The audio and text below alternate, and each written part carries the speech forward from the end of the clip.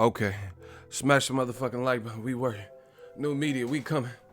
I told you we wasn't playing. 2019, it's only getting worse. New media, we the gang gang. The other haters, they can't hang, or maintain. Hey, crippin' on coming up. Okay, I don't know what that was. Okay. Oh, that beat, I thought the beat was gonna go. Hold on, I'm just shopping beats right now. I'm disappointed. You know when you wait for the beat drop and then you think it's gonna be something hard? I need something harder than that. Hey, we the gang gang. I know that they mad. We making them sad. I know that they mad. We know that they mad. Hey. Shout out to my 49ers beating the Denver Broncos. Bay Area shit, you know. 707-510-415. Let's get it. Hey, I know that they mad. We know that they sad. Men lie, women lie, numbers don't. Let's get it. Gang, gang. Shout out to all the channel members. You know, shout out to all the people who are realistic, real boxing fans. None of that bullshit. I know that they mad. Let's do the Boxingego roll call one time. City, state, zip. Where y'all at? Where y'all from? Say city, state, zip. Where y'all at? Where y'all from? I know that they mad. I said I know that they mad. We doing the roll call. You know, the ego way. City, state, zip. Where y'all at? Where y'all from? I know that they mad. Shout out to Fort Lauderdale. We gang gang. Yeah, we gonna speak some of that truth. I'm feeling good. Myrtle Beach, South Carolina. We not playing no game. Shout out to Be More where they see more. Shout out to Australia, Crikey. You know, we going down under. Shout out to Haddonfield, Illinois, and we come to kill the noise. We speaking that truth. We speak to the youth. Oh my gosh, San Jose Bay shit. You know what that is about. I know that they mad. Stick 'em. Get it. Memphis, Tennessee, 314, Houston, in this beer. Shout out to the Charlotte brothers, Lions only. They about to fight. Houston, Texas, 77091. Shaw, Illinois, making the illest noise. Mexico, deep up in this motherfucker. New York, Power Kingdom. Inglewood, always up to no good. Daytona Beach, and we just speed by the competition. LA, California Love Part 2 without Stray. 91335-401 Providence, Rhode Island. Salute to the Ego, 718 H-Town, Texas, 713 Lions Only, Virginia, and Virginia Beach, 703. Let's get it. Anchorage, Alaska. It's 99508. You know, Hayward definitely in this. Yo, y'all gotta smash the like button. YouTube is fucking up shit with the algorithm. Y'all gotta smash the like button. We the illest and we the realest. The livest live stream. I done the livest gates. We got the livest live stream. I know YouTube ain't. They don't want to see us shine. YouTube, actually, they let me shine with the regular videos, but on the live streams, I don't know what they doing. You know, I know that they mad. Oh my gosh, Money Pal the third. Shout out to Money Pal the third and the fourth. They don't call him Money for no reason. He just dropped $100. I know that they mad. Shout out to my guy, you know. He got the golden voice. If you ever heard his videos, Money Pal with the $100 super chat. Salute. It says much respect to you, man. Keep doing what you're doing. We out here in San Pedro, California for the moment. Let us know. You know, I'm always gonna do my best to make sure these young fighters get to shine. Your son, he's a real one. So, you know, I'm gonna enjoy watching his journey. You know, make sure y'all watch Money Pal the fourth and Money Pal the third, see what they got going on. You know, you can always come to my channel, DBN, and get the latest and greatest. 2019, man. It's about to be real. I told y'all. I didn't even know this was coming on. I don't even know who beat this is. Hey, we got Money Powder 4th on the track right now. Money Powder 3rd on the track right now. Hey, and you know I'm from the Bay. You know I'm from the Bay. LL need a chick from around the way. Hold on. Trinity Garden, bro. What beat it? Hold on, let me see who this is. Hey, came from the Bay. Something I'm saying, we don't play. Oh my, I could kill this. I could already feel this. We got shooters. They chilling in the building. Breon Thomas, he got the wrench and he killing. He about to take a shot. About to knock the snot out your nose like a Miracon. Verse Canelo. Hello. I'm Bill Cosby with the jello. Oh my God, let me stop. I would like to talk to you about the bodega. Let's get it, man. What y'all want with me? Hey, I said what they want with me. We the best. Word up. Shout out to DJ Khaled. We the best. We don't test. Nah. We the best. We don't rest. Nah. We the best. Let them come test us. Test me now. Come, Mr. Oh my God. I'm gonna kill this beat. I can know. I don't even freestyle, but actually when I write, I kind of freestyle, but you know, I go over the verse and I put it together in my head. You know, I'll be on my J shit. I'll be on my whole shit. But I actually write down or put in my phone. Hey. We warming the mic up. They mad. Lomachenko didn't look so sharp, so they mad. Jose Pedraza, shout out to him. Puerto Rico, I see you. Hey. Hey, get money like Canelo. Bitches, me too. Because with the jello. Let me stop. I'm putting too much Bill Cosby in the raps. Canelo fight week. We got the right to speak. We earned this. Hey, oh my God, I'm gonna save this beat. Anyway, my bad. Before we get into some other shit, but what's up with everybody? We working. I'm just back on the grind, back on the beat like a cop. You know, every time we drop, they cop. Death Row East, believe in that. Oh my God, you met? Hey, bro, listen. You can't fuck with real boxing fans. Like people who really fuck with this. You're talking about Jose Pedraza landed 12%. Guess what? That's cool. You know, you going off a CompuBox. But that 12% that he landed, bam! Oh my God. Oh my, everybody look. Oh my God. You bringing up stats, CompuBox and shit. Look at, oh my God. Look, 12%. That look like, you know, that look like your cell phone on 12%. That shit not looking too good. You know, you need to charge them batteries. What you talk, bro? You talking about CompuBox. Bottom line is Lomachenko, you know, and whether it's right or wrong, he's held to a high standard based on how he's been promoted and based on him being a 2-time gold medalist. That's what happens, you know. You don't think Terrence Crawford is held to a high standard? You know, or Floyd Mayweather. You know, Floyd Mayweather can't have a fight with Maidana without you motherfuckers saying Maidana got robbed. So, you know, it's nothing new. If ESPN and HBO and Bob Arum, if they're telling me they have never seen this before, then, you know, he's going to get held to an elite standard. That's what it is. People are like, oh my God, he was still winning. I can't believe that people are making it like it was a bad performance. Was that an elite level performance against an elite level guy? Did Lomachenko look like he's looked versus everybody else virtually except for Salido and, you know, and Jorge Linares probably, or did he not? End of story, bro. You know, all this stuff, y'all making excuses. Doug Funny. Yeah,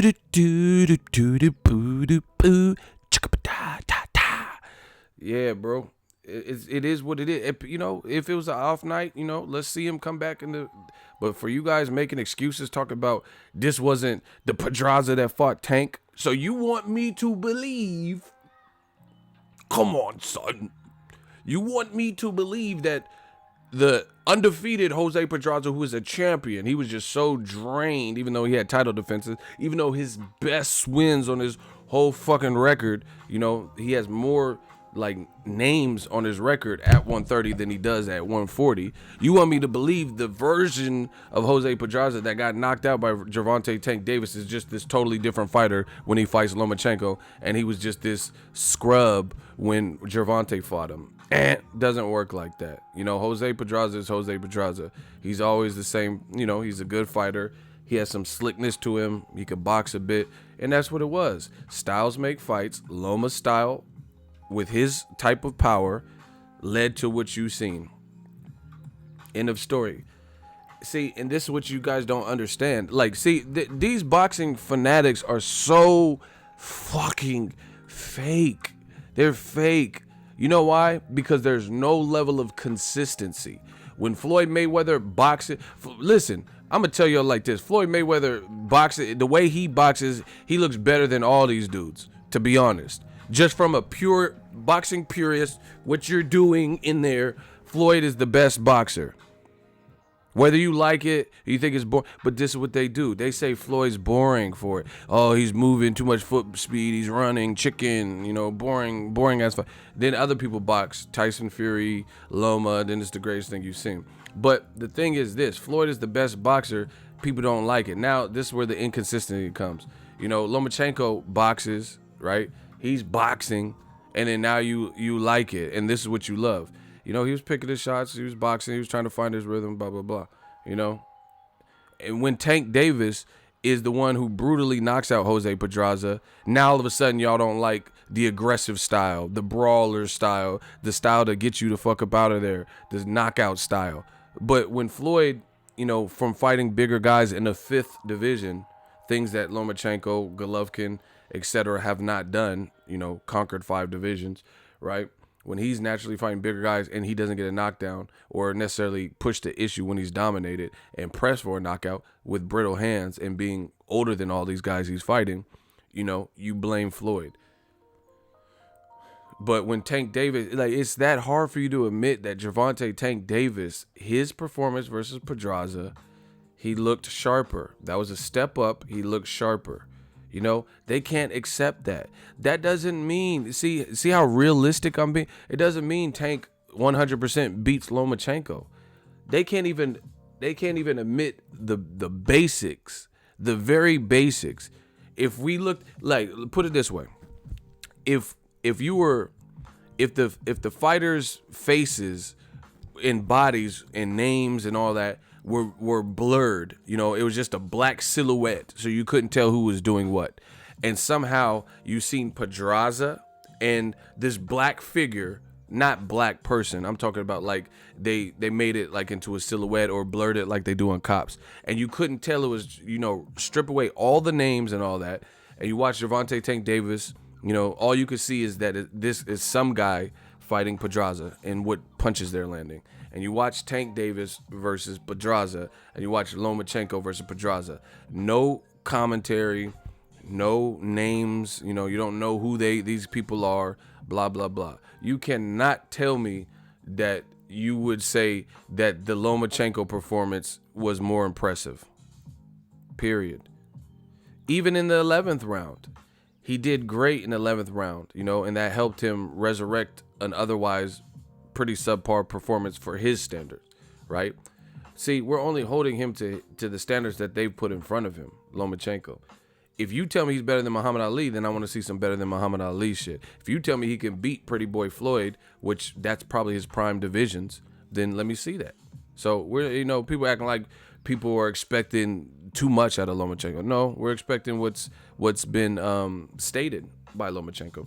But anyway, if for some reason you could watch those two fights and you didn't know either guys, you couldn't see who was doing what, there's no way you would say that Lomachenko looked better than Pedraza. But it's like pulling teeth to get them to admit this. Old media, the man fans, they don't want to admit it. Again, this doesn't mean Tank, styles make fights. It doesn't mean Tank automatically beats Lomachenko because he beat Pedraza. But they won't even admit the basics, which lets me know that they're in denial. It lets me know that they're, you know, no way. That's why I can say what I feel and I say it freely, because you can't please everybody. Not everyone's going to keep it a buck, you know? Not everyone's going to keep it a buck. The bottom line is, for Lomachenko standards, what we've been accustomed to, that didn't look like the same guy. Period. Even with the 11th round, Tank stopped him. There was no 11th round. Didn't he stop him in like the 9th? There was no fucking 11th round because Tank got him out of there. Styles make fights. So you can make all of the excuses that you want.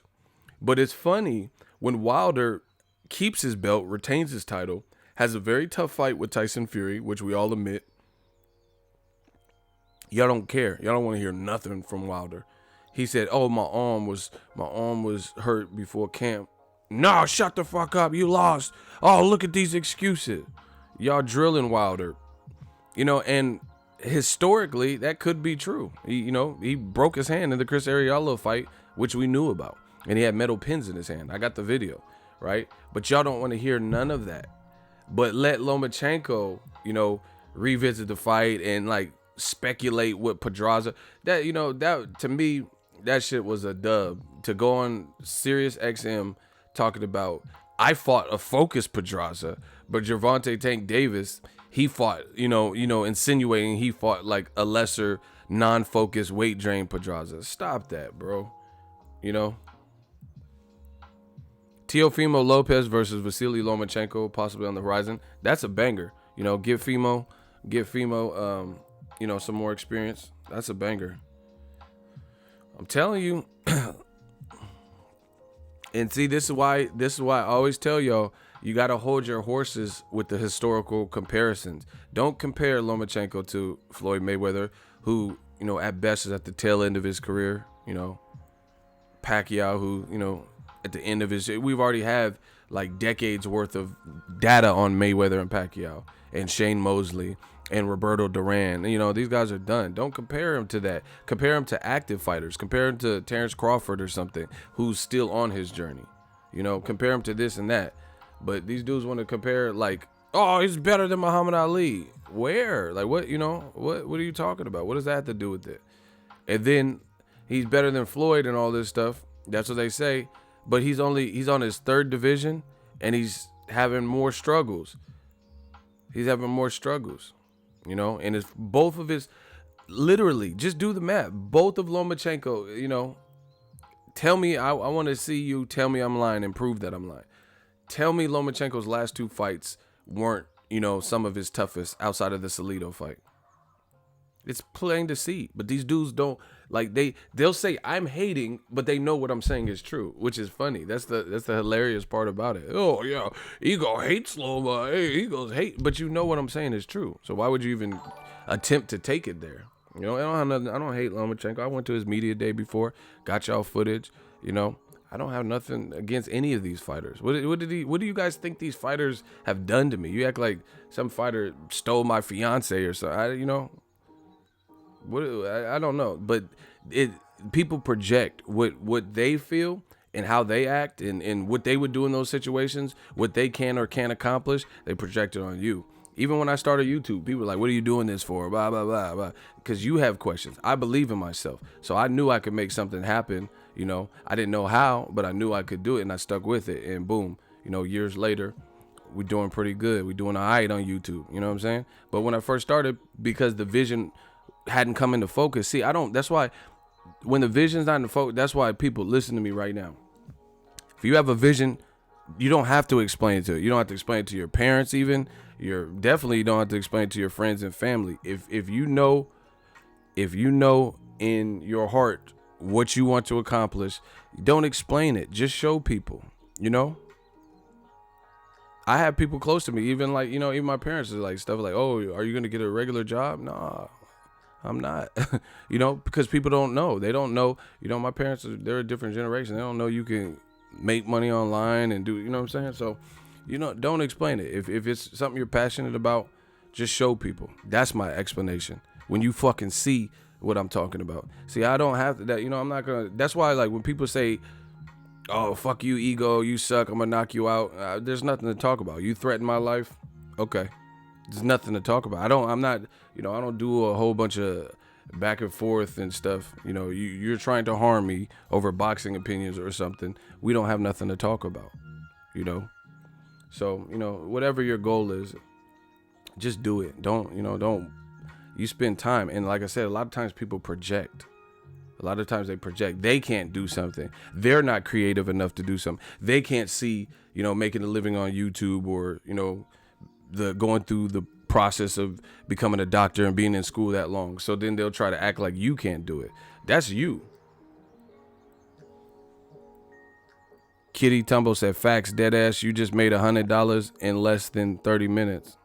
You know, shout out to my dude Money Pal. Yeah, that's what I'm saying. Like, but when I work regular jobs, I get $100, $110 for a full 8-hour shift, you know, depending on the job or whatever, or just a little over that. So, you know, don't sit up here and explain. A lot of times people can't do something, so they'll tell you can't do it.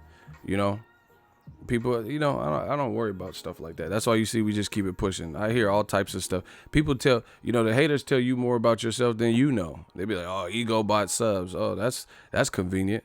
You know, how the fuck am I getting to these fights off of robots? You know, that doesn't even make sense, bro. Beating the odds would be can't knock the hustle. I remember when you first started out, 165 subs in the time that you did is impressive. Appreciate you. You know, we just grind. We just put it, you know, and the thing is we're just boxing fans. Like, you know, people turn this into something like insane, and, you know, like, I can't wait till AJ knocks out Wilder. I'm coming back. Okay, come back. Like, what does that do to me? You know what I'm saying? People act like, you know, this is World War III. I say my piece. I always support why I feel how I feel. You know, we keep it pushing. But, you know, the Lomachenko thing is this. He beat Pedraza. Nobody is disputing that.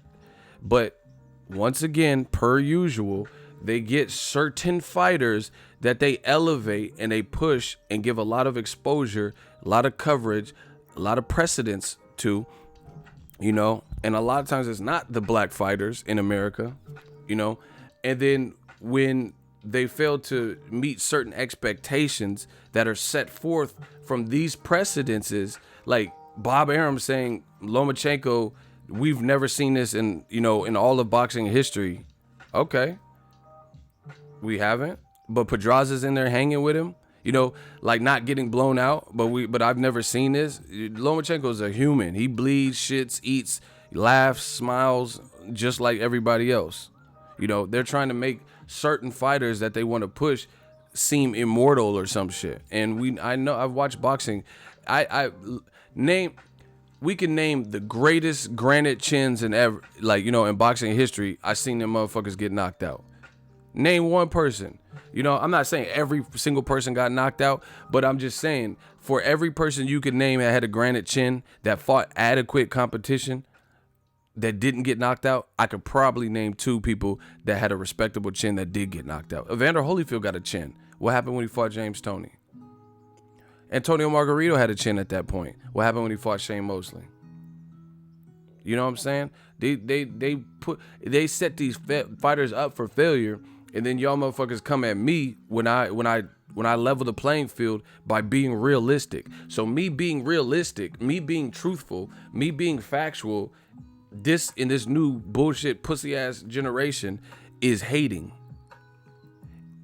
I could show you what I'm talking about. I could see what I'm talking about. I could give you reference points to what I'm talking. I could support what I'm talking about. But to you, I'm hating. You know? So, you know, it's you can't really even sweat it, because at the end of the day, that's what it is. Everybody has an opinion. You know, like Canelo and Oscar De La Hoya, they say whatever they want about anything, and people are like, yeah, fuck yeah, Oscar, you tell him, Canelo tell him. Then Mayweather say something bad about Canelo, then they like, shut the fuck up, Floyd, you're a hater, you're hating on Canelo's money. But what about when Canelo said this and made excuses why, oh, I was too young? Then why'd your young ass call out Floyd Mayweather? Come on, man. That's, you know, you guys, y'all the king and queens of excuses in this boxing game. I have never seen, like, even in other sports like basketball, you know, football, I never seen people make this many excuses. It's like, no matter what, it's an excuse. Like, if it doesn't pan out and go how you wanted it to go, it's an excuse. No, that stoppage, Andre Ward didn't really stop Kovalev in the rematch. premature. Conor McGregor, the ref should have let him get knocked down. Okay. What about Terence Crawford versus Benavidez? Oh, he got shot 4 or 5 years ago. His knee wasn't the same. But when he was at the media day saying, eat some chicken, I'm going to fuck you up. I'm taking your fans. I'm going to knock you out in front of your crowd. When he's at the weigh-in and Jose Benavidez is pushing Crawford, and dodging punches and shit when Crawford swings on him. Where are all these excuses in? Why didn't you say, man, he's doing an awful lot for somebody who's going to lose tomorrow? They weren't saying that. But then when these dudes, they wait for an outcome and then they decide how to act. Me, I act the same way before and after, whether I'm right and wrong. These dudes wait for the outcome and then be like, like you knew some shit. It's a fight, 50-50. Or not every fight's 50-50, but it's two people. So, really one person in most occurrences has to win. It's like playing what's the game? Roulette or Keno with the red and black. There's a couple other green spaces or some shit, but more than likely it's red or black is going to land on the red or black. It's going to land on an odd or even. You know what I'm saying? But my God, these guys just make, old media just make excuse after excuse after excuse. And it's all predicated based on who they wanted to win and what the outcome is. Roulette. Shout out to y'all. It's like insane. It's like, and like I said, they do this with black fighters all the time. Like, I just named a couple. It's just like Crawford beats Benavidez. But his leg. But then Wilder has a tough fight and he says something about his arm. He retained his title. Jose Benavidez got knocked out. Wilder retained his title. Whether you like it or not, that's the fact. He kept his title in the occurrence. Then on top of it, he says, hey, the moment I was trying so hard for the knockout and my arm, they're like, excuses. Who really has to make more excuses? The guy who got a draw and got to keep his title, whether you agree with it or not, or the guy who got knocked out? These dudes, it's like nonstop. And like I said, it's like pulling teeth. Lomachenko did not look how he's looked in his previous fights. And I feel that is the case for both of his lightweight fights. He looked like the best guy at 126 and 130. He looked hard to beat at 130. But now that he's moved up, he doesn't look. It's like Chocolatito. I'm not saying Lomachenko fights like Chocolatito. I'm not saying they have the same outcomes, if you will. But Chocolatito, when he was in the lighter divisions, he looked really hard to beat. But then he got to like 116 or 118 or whatever it was. And the fights, he started, Carlos Cuadras had his eyes all sunk in, even though he won. McWilliams Arroyo was coming off of a layoff and gave Chocolatito a very tough fight. Sor Rungvisai, even if you had Chocolatito winning, they gave it to Rungvisai. But either way, he got knocked down in that fight. And it was a close fight, and Chocolatito didn't look sensational. Then he rematches Sor Rungvisai, the end-all be-all, the truth, the Judgment Day fight. Then he gets knocked out in a one-sided fight. That's when Chocolatito moved up. So, obviously, we have to see what happens with Lomachenko. But the fights definitely have gotten harder for him at lightweight. And conveniently, every time Lomachenko looks less than Matrix, less than, spectacular, there's always an excuse. Orlando Salido, he was too rough and dirty. He came in too heavy. It was only his second pro fight. Nobody told Lomachenko's team to make that in his second pro fight. He chose that. Him and his team. You have never seen Top Rank rush a new signee and say in your second pro fight, you fighting this veteran motherfucker from Mexico who's aggressive and shit. That's the arrogance of Team Lomachenko, that they thought they would just be able to, all the experience that they carried from the World Series of Boxing and almost 400 amateur fights or whatever, they would just transition. That you never seen Top Rank. When name one other fighter that Top Rank, Shakur Stevenson, or Top Rank has had every great fighter at one point. They never moved nobody like that. So clearly that was a statement that Lomachenko's team was trying to, get a point across. Yeah, we'll be the first person in history win a title in the second fight. That's why it doesn't happen like that, because most people want to acclimate. You don't want to not fully be prepared for no headgear and shit and then take a premature loss. That's what Lomachenko had. But like I said, his team chose that. You ain't never seen PBC. That's like, do you get what I'm saying? Like my dude Joey Spencer, that's my guy, and he's fighting on the Caleb Plant Jose Uzcategui card. He has about 6 fights, I think, 6-0.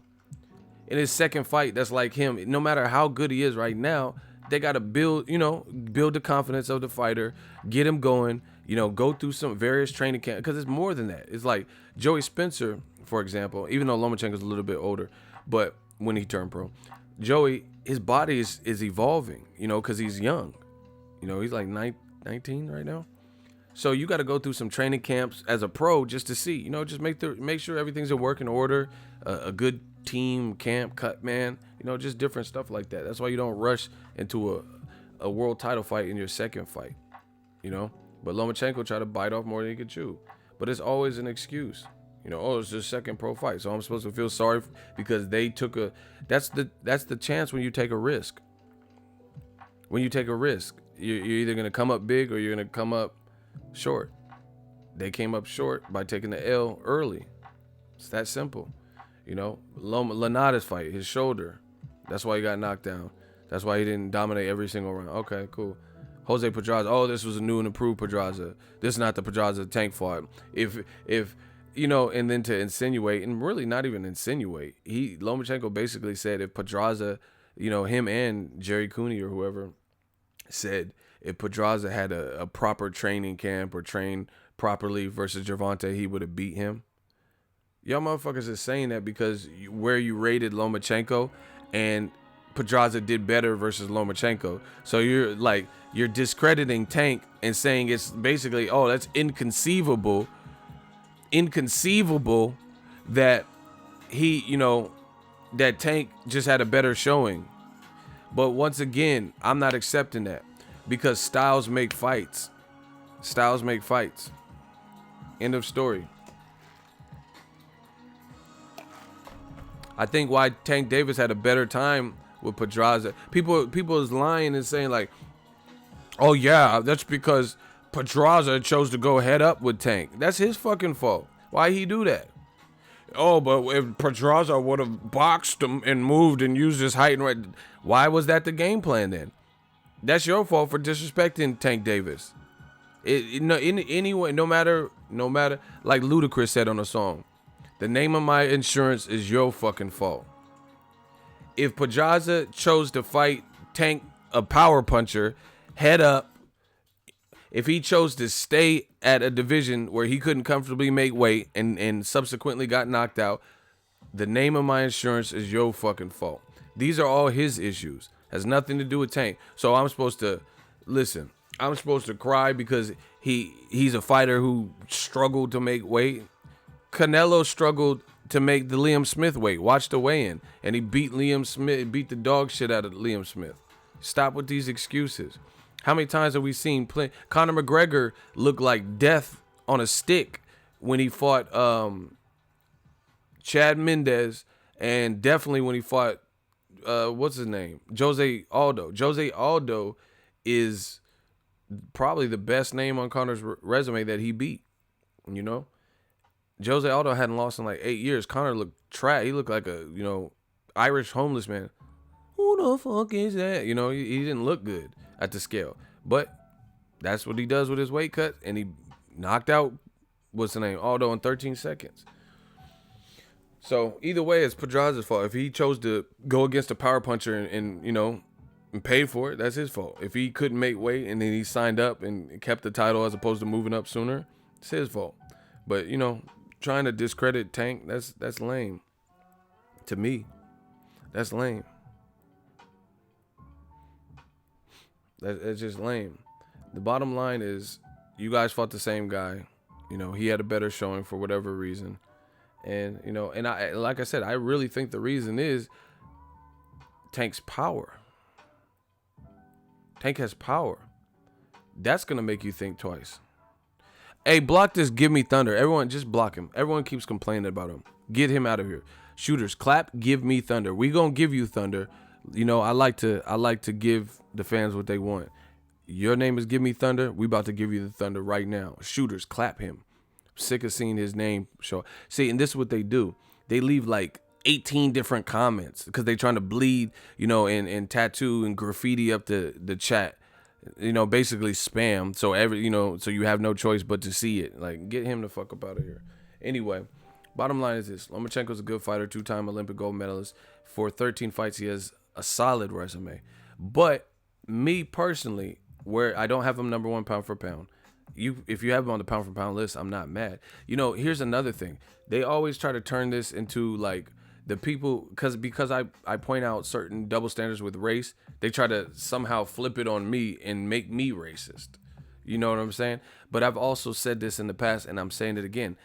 I really rate Usyk over Lomachenko. And they from the same place. They're friends.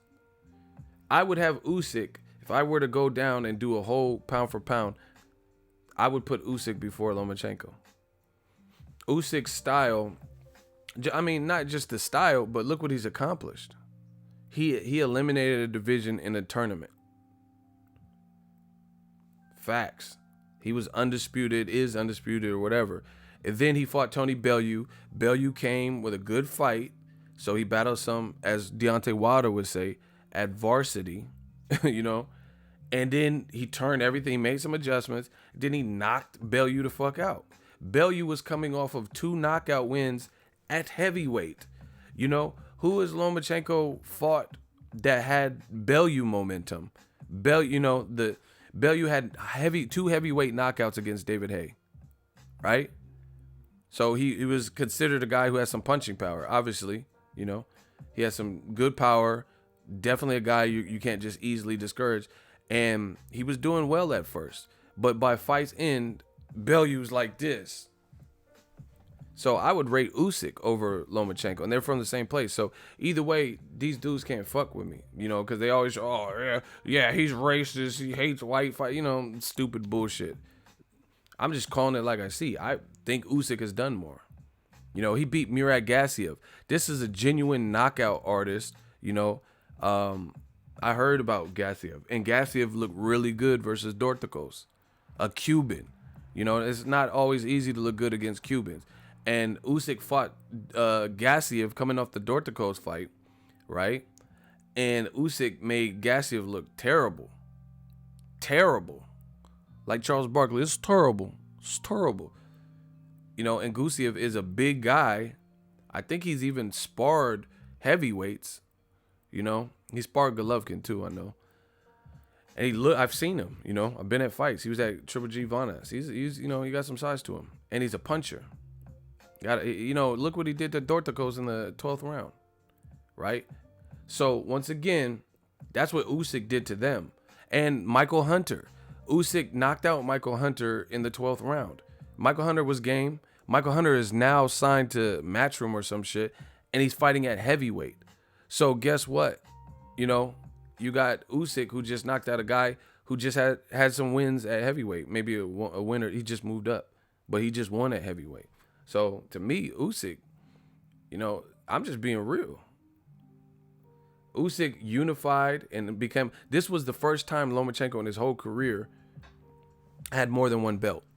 And then look at the path he did. He just beat Jose Pedraza, who never defended against anybody but him. This is what I'm saying. This is what the matchmakers do. So, in the print, on the telecast, they're not lying.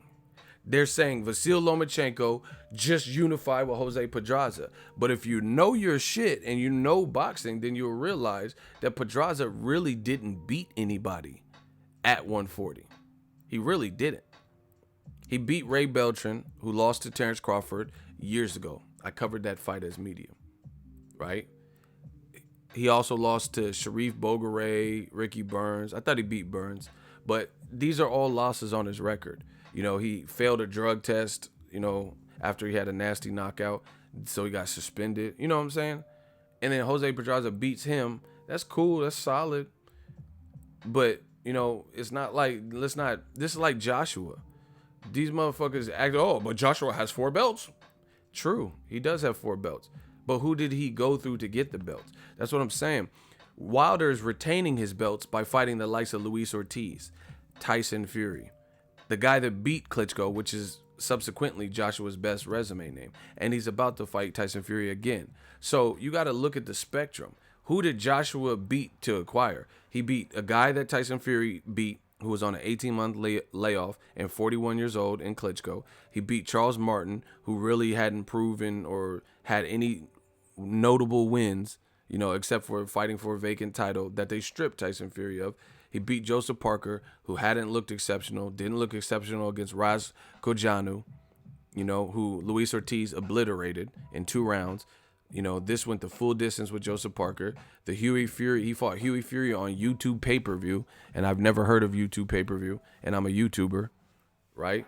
These are who Joshua fought. So you got, yeah, Joshua has all the belts, but you got to look at who he fought to beat him.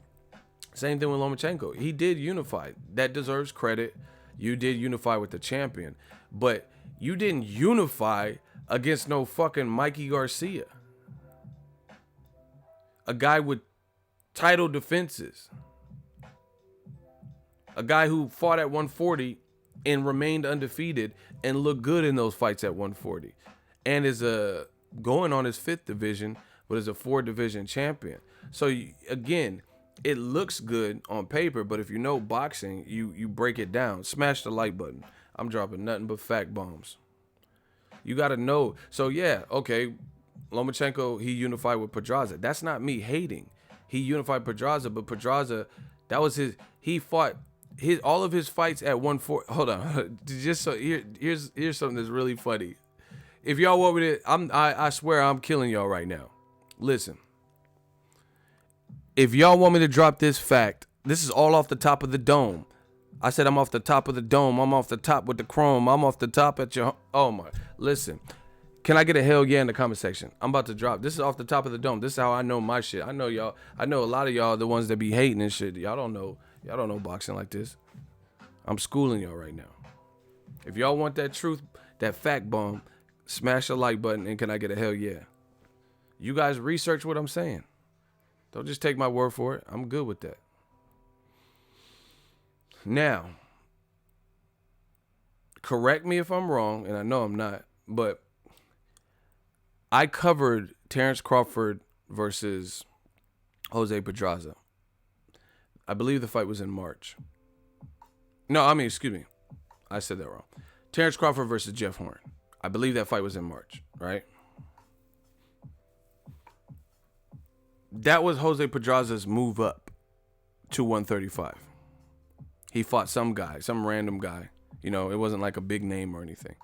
So I'll have you know that Jose Pedraza, since he lost to Tank Davis, his fights, I believe all of his fights at 135 happened this year.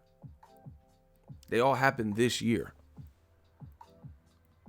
And the only name of note is Ray Beltran that he beat.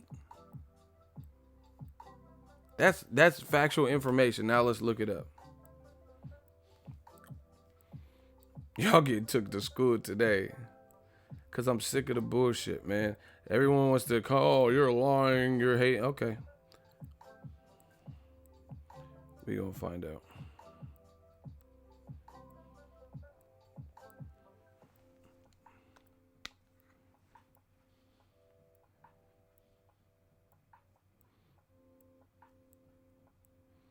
Smash the like button, we working.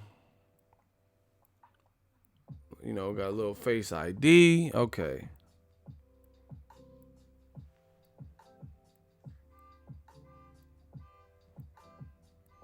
Damn, I'm good.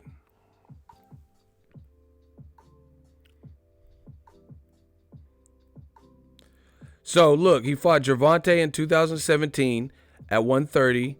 And then he fought March 17th, 2018 against Jose Luis Rodriguez, a record of 23-11.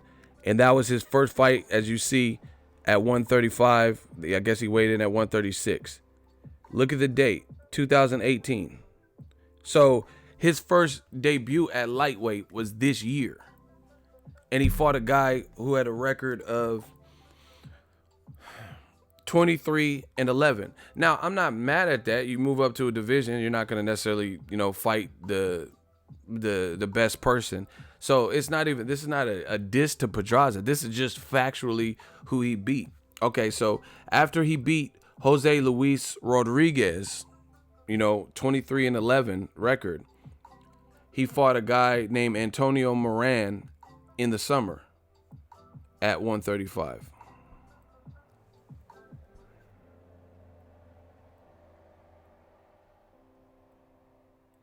Antonio Moran, 135, summer. Then he fought Ray Beltran. Then he fought Lomachenko. I told you, you got to know your shit. So the point being is this.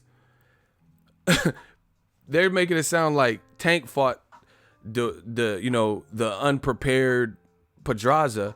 But if you go look at Pedraza's resume, the best names that he had were, he fought more names. He beat Tevin Farmer before he fought Tank Davis. He knocked him out. And we see Tevin Farmer, shout out to my dude from Philly, is a champion right now. So that's one guy Pedraza beat. He beat Klimov, who had a good record. He beat Ennard Cherry, who's a veteran with power. And he beat Stephen Smith out of the UK. All before he fought Tank Davis. But as far as lightweight, his body of work is Antonio Moran and Jose Luis, whoever, Rodriguez. And then he fought Ray Beltran. Then he fought Lomachenko. So yeah, you gotta. This is what I'm saying. This is what they do with the matchmaking. So yeah, it's like, oh, Loma's the best. He unified. He did unify. Great. Jose Pedraza is not a bad fighter. I'm not insinuating or making that claim that he's a bad fighter, but it's not like, let's not jump ahead of ourselves and act like Pedraza was slaughtering dudes at 135. In fact, he didn't really fight really anybody at 135. Ray Beltran is the closest, to somebody that he fought, like a somebody in the division. So all of Jose Pedraza's lightweight fights occurred this year. After he got knocked out by Gervonta Tank Davis, he got knocked out, just so you guys know, he got knocked out by Tank in January 2016. He didn't come back January 2017, excuse me. Didn't come back until the Crawford Hearn card. So he had been out a year and a couple months. And then that's when he decided, to move up. So that's all factual information I just showed y'all. So that's the reality of it. So yes, it was a unification. Pedraza's solid. But, if Jose Pedraza fought Mikey Garcia, I would pick him. I would pick Mikey to beat Pedraza too. Same thing with Jorge Linares. I mean, who would pick, honestly, would you guys pick Jorge Linares to beat Mikey at 135?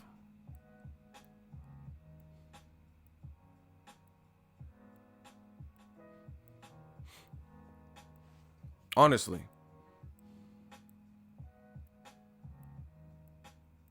Is there anyone that picks Linares to beat? Linares, see, this is what I'm saying. Jorge Linares has, at this moment, he has 4 losses, all 4 by knockout, which means Lomachenko was a loss. That means he had 3 knockouts and 3 losses at the time Lomachenko fought him, because he has 4 losses, all 4 by knockouts. So once again, everyone's like, oh, but Jorge Linares, Linares is good. He's cool. He's a name. But let's not act like Linares didn't have 3 losses, all 3 by knockouts. This is all fact. So when we're talking about Loma will wash Gervonta Tank Davis, he'll destroy Mikey Garcia. Who has he fought that had the momentum, any type of resume name, power and shit like that? You can't even say Gary Russell, because at that time, Gary Russell hadn't fought anyone. Gary Russell, in fact, his best fight at that point was Lomachenko. And then he did his best work after that beating Oscar Escandón, knocking out Johnny Gonzalez, Joseph Jojo Diaz. That all came later. At the point where Lomachenko fought him, Gary Russell hadn't really fought anyone.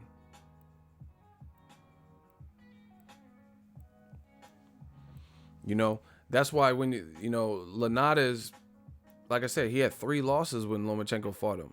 3, and all 3 by stoppage. All 3 of them. Gervonta ain't been stopped. Mikey ain't been stopped. I don't know what happens in the Errol Spence shit, but so far it hasn't. That's why I want to see fights like that, because these guys have different levels of momentum, and good power, good, basically good styles that would mesh well with Lomachenko, so we can see what's what. If anybody thinks that Mikey Garcia is a lesser fighter than Jose Pedraza, who thinks that Mikey Garcia presents a less inherent danger than Jose Pedraza? Anybody? So basically, you think Jose Pedraza stylistically would be, like, on paper, would be a tougher fight than Mikey Garcia? Mikey will be ruined after Spence. We got to see how that plays out. But, Errol Spence is big and power puncher, so it's a possibility. I'm talking about right now if they fought. See, that's what I'm saying. They're not telling you. Lomachenko hasn't fought no one like that. Like someone just said Canelo. Look at Canelo. Canelo has more fights than Lomachenko, sure. But he's also fought guys with momentum and guys who could stylistically, mesh well with this. Like, he fought Floyd, Edeslandi Lara. At the time, Angulo was like a big puncher that he was facing. Obviously Triple G twice. Cotto. He fought some guys that, there was a chance that the other guys could win if Canelo wasn't Canelo. Lomachenko, I haven't seen him fight someone that I think personally, except for Gary Russell, but then we had a lot of questions. We didn't know everything about Gary Russell at that point. But since then, I haven't really seen anybody that had like this crazy momentum or crazy stylistic style. And see, that's what a lot of these matchmakers do. That's what they do. They'll get matched with like AJ will fight Joseph Parker for the unification in March. Why didn't you fight Deontay Wilder in March for the unification? And then his promoter is telling you that Joseph Parker's a tougher fight than Wilder. So why would you fight the tougher fight in Parker? And why wouldn't you make the Wilder fight, which was a bigger money fight, and he's the easier guy? This is what Eddie Hearn's telling. That's the thing about boxing. These guys will say whatever.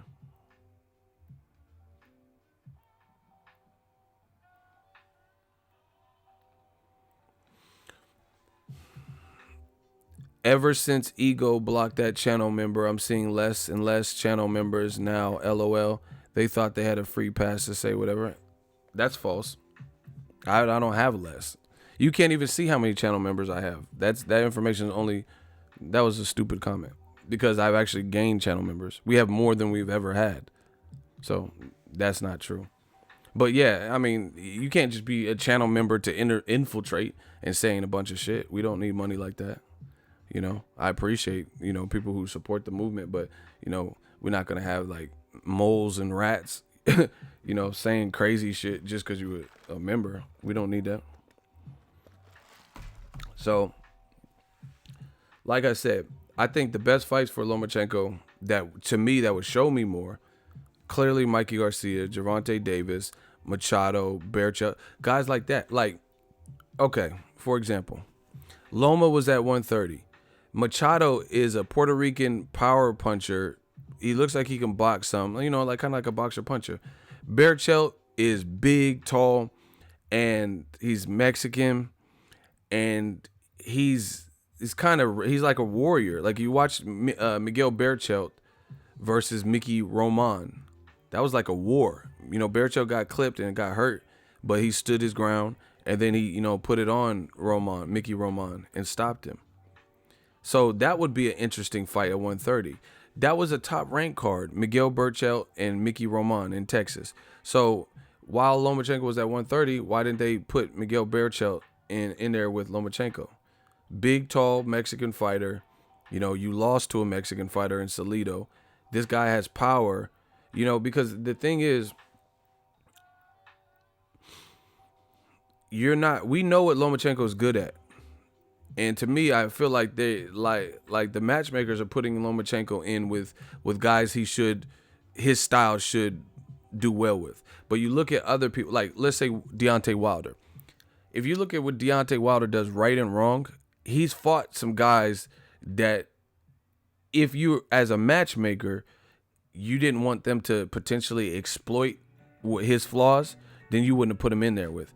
But Wilder doesn't give a fuck. He really wants to prove. Like at the time he fought Stavern, a lot of people won't announce this, but if you go back to those old videos on Showtime and stuff, and on my old videos talking about the Stavern, they said Stavern was going to knock out Wilder. But after seeing, a lot of people just wait for outcomes and then they switch up.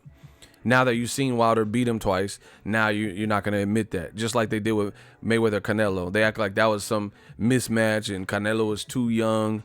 But there were people at the time saying that Canelo was going to knock out Floyd. But they don't want to admit it now after seeing it. But anyway, Wilder has fought guys that stylistically, like, you know, even Gerald Washington, he might have been able to outbox him. Bermain Stavern, he was down to fight Povetkin, but he failed the drug test. Clearly, Luis Ortiz and Tyson Fury. These are all styles that don't really... They shouldn't do well with Wilder's. Like, you know, if you look at what Wilder does right and wrong, that they should, you know, give him issue. But he doesn't care. He's fighting anybody.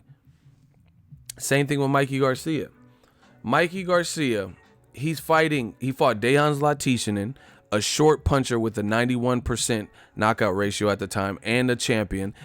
He only had one tune-up fight coming off a 2.5-year top-rank lawsuit legal standoff. Right, and he took one tune-up fight and then fought this big puncher from Montenegro, right? And stretched him. He fought Adrian Broner, who had a lot more experience at 140 and 147 than he did. Beat him easy, right? He fought Robert Easter, who looked like a giant next to him, had long arms, has a champion who was developed on PBC cards as a champion with title defenses. So when Mikey Garcia finally fought Robert Easter, you know, it was a unification, but it was also a fight where we've seen Robert Easter fight Denis Shafikov, Javier Fortuna. You know, some of those fights were close, but we've seen him retain his title in those fights. What you mean Mikey is okay, bro? These dudes really don't know shit about boxing, bro. Okay, yeah, bro. Lawlet, you should just stop, bro. He said Mikey Garcia's okay and Charlo ain't ready for Canelo. Bro, okay.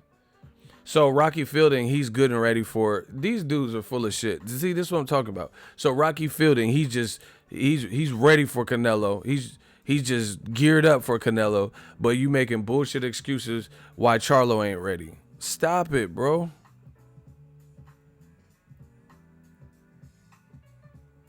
Stop it. So Rocky Fielding, that's the ticket. That's the ticket, right? You're like, yeah, Charlo ain't ready. Okay, but Rocky Fielding and Liam Smith and Amir Khan, they were ready. Oh, yeah, okay. Nobody believe that bullshit. Man, Charlo, I'm not saying he beats everybody, but Charlo got a shot against anybody. Both of them. Charlo, the Jermell, he could possibly beat Jared Hearn. You know, he could possibly beat Edeslandi Lara. I think he would beat Jaime Munguia, but this is a good fight. But I would pick him. Jaime gets hit too much. And the same thing with Jamal. He got a shot with any of them dudes. And Canelo's he has all the belts because he is the A side and he got the, you know, golden ticket that everyone wants to fight him. So he was instantly able to fight Golovkin, you know, and go straight to the front of the line. If Charlo, you know, took 2 fights and was this A side that everybody wanted to fight, you know, and then he got a Golovkin fight, you know, who knows? Charlo might be able to beat Golovkin when he was a champ, but we never got to see it. That's what I'm saying. Boxing has a lot of politics like this. You know, it's based on what promoters made what matches, and you know the guys that they want to really get behind. You know, they pull some strings and make it do what it do. So you're like, oh wow, Lomachenko. You know, he moved up and fought Rocky Martinez, and he got a title in his first weight class. or the first fight at the new weight class. True, all facts. But the thing is, Rocky Martinez really lost to Salido in the second fight, and they said it was a draw. You know, thing is, Mikey Garcia had already knocked out Rocky Martinez. So you got to know your boxing, because it's easy to be like, in essence, like bamboozled. Like, you could just look at Joshua posing with all these belts and then automatically be like, yo, that dude is the man in the heavyweight division. And be like, oh, Wilder only has one belt.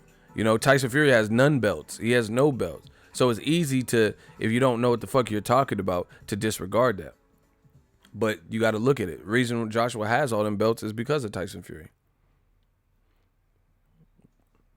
But if you don't know that, and you don't know the chronological order and history of how each belt was acquired, then, you know, you just see one guy holding all the belts like this, or like this when Gerald Miller ran up on him. Anyway, speaking of, let's talk about the heavyweights. You know, smash the like button. Y'all been stalling on these likes. Y'all just listening and commenting. We got to get them likes up, yo. Yeah, man.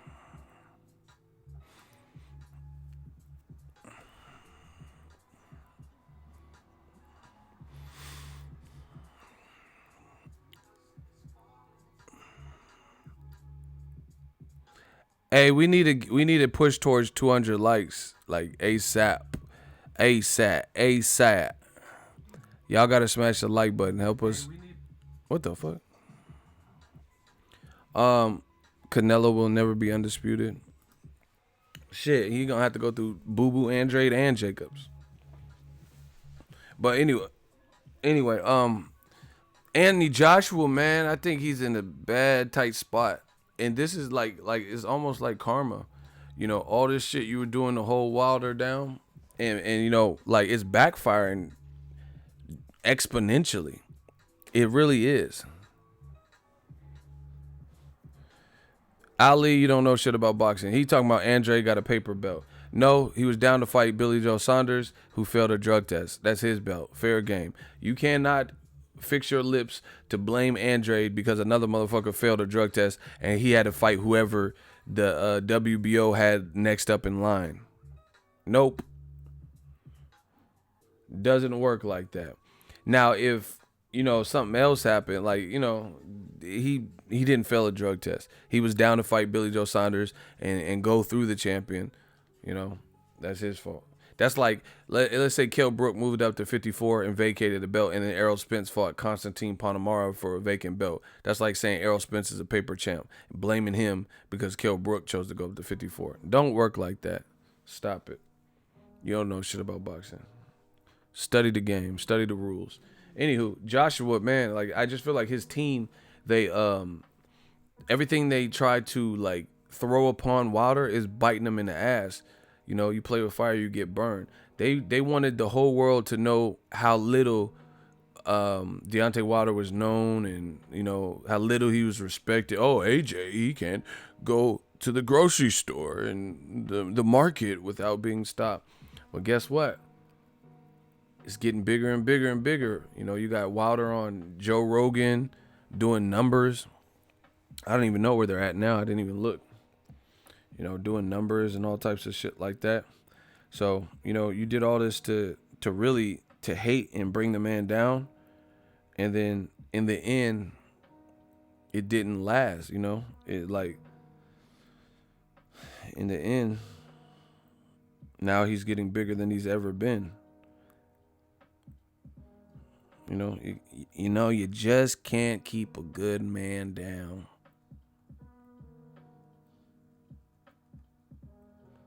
This dude almost got 1 million views. 3,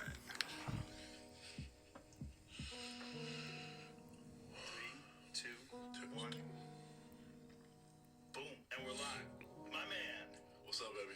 First of all, how the fuck do you punch so hard? I've seen a lot of hard punchers, man. I've been watching boxing since I was a little. Joe Rogan said, how the fuck you punch so hard? This dude got 935,000 fucking views in less than a day. You know, we'll just say a day, whatever. He got almost 1 million views, bro. Shout out to Joe Rogan. I really appreciate Joe Rogan for having Tyson Fury and Deontay Wilder on his show, because he got a hell of a show, a hell of a platform.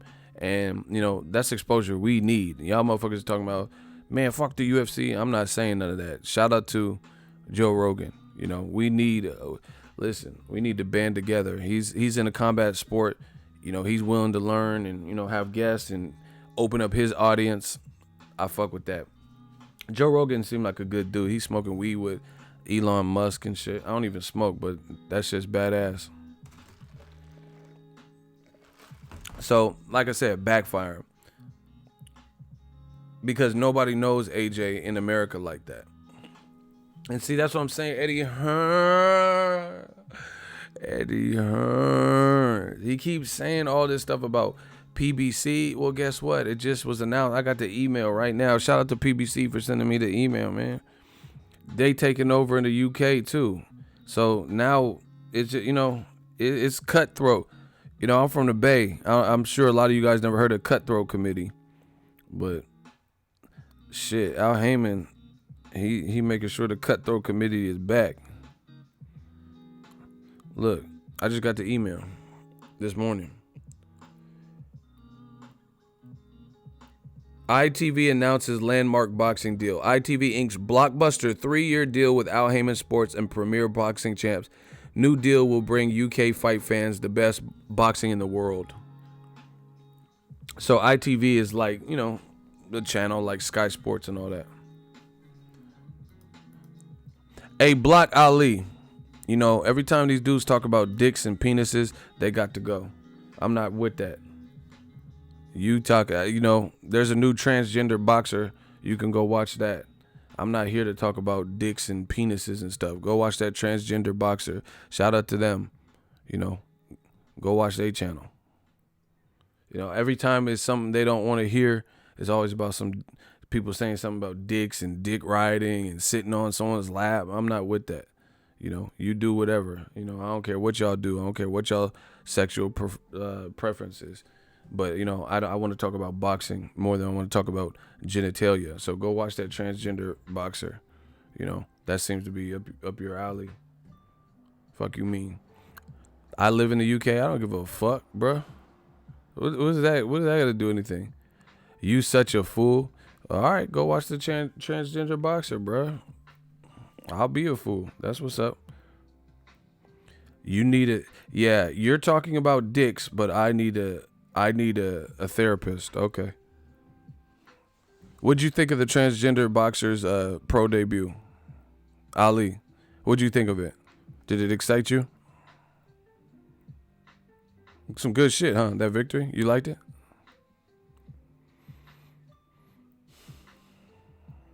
What'd you think of their pro debut? Huh? Why you say something? You don't want to talk now? I know you was excited. What's that one that said that they had a Mir Khan's number or something? What'd you think of Cholula, or whatever her name was, his name, her name? You watched the fight, the transgender boxer with Cholula? Say something, Ali. You in the UK? You live right by Cholula. Who did you watch it with? You watched it with Cholula?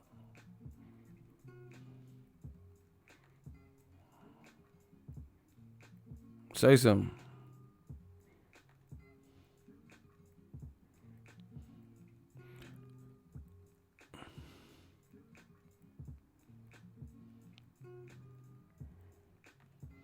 Oh, you ain't gonna talk. Hey, block this motherfucker. This dude, he watching the replay of Patricio Manuel. He watching the replay. Hold on, I'm gonna let you enjoy that. So enjoy your replay. Gotta go, motherfucker. Anyway, sorry about that. We just had to take out the trash. Anyway, shout out to Patricio Manuel. You know, we don't segregate. We don't, you know, if you're a boxing fan, you're welcome.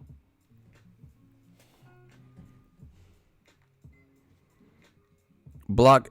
Oh, hold on. These dudes be coming back quick. Hey, do we have any shooters in the building? I need a shooter roll call because they just trying to waste time. Shooter, let's do a quick shooter roll call. No shooters?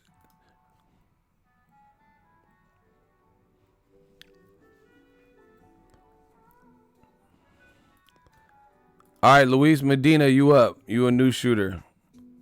Shoot responsibly. You know, because with the show got to go on, I'm not dealing with all this stupid shit. Do we have any other shooters in here? Yeah.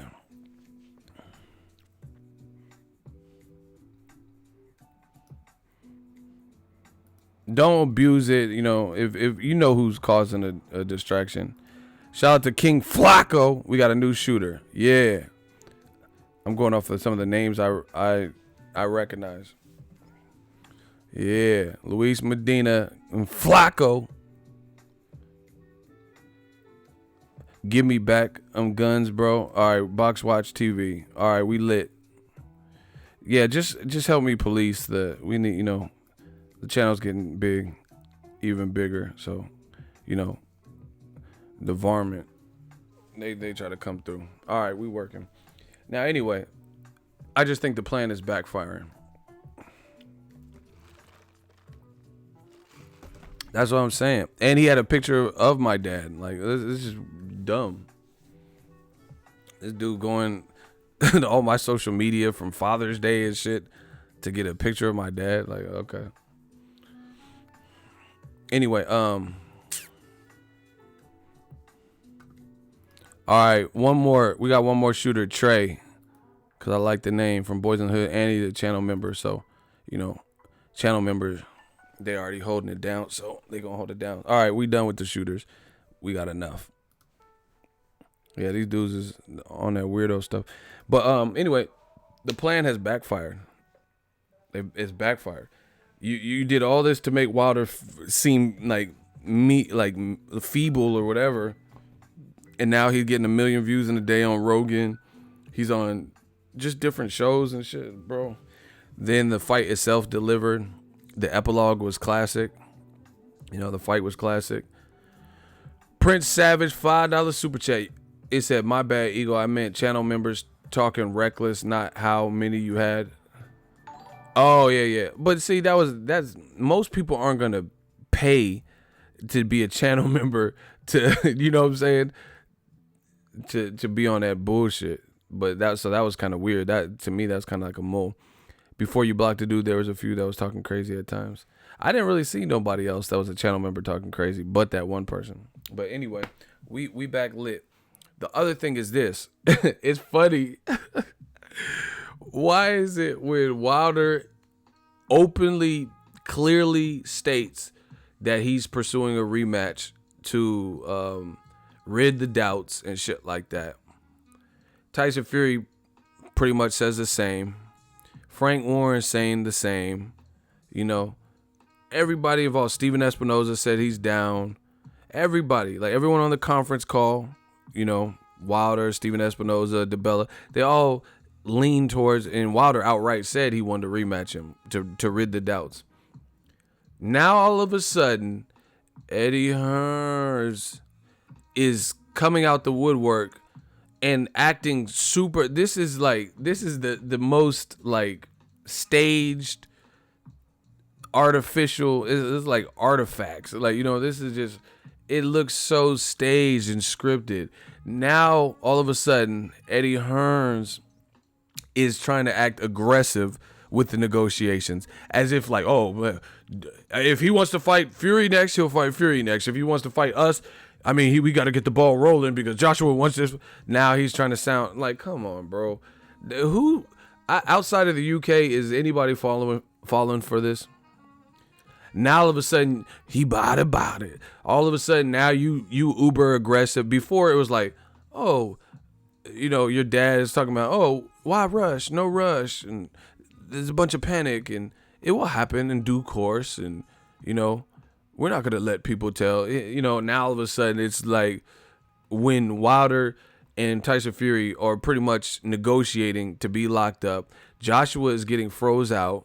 You know, ITV is doing a deal in PBC. So, so they're about to have a takeover, or not takeover. I don't know how it's going to be or look, but, they're invading the UK market.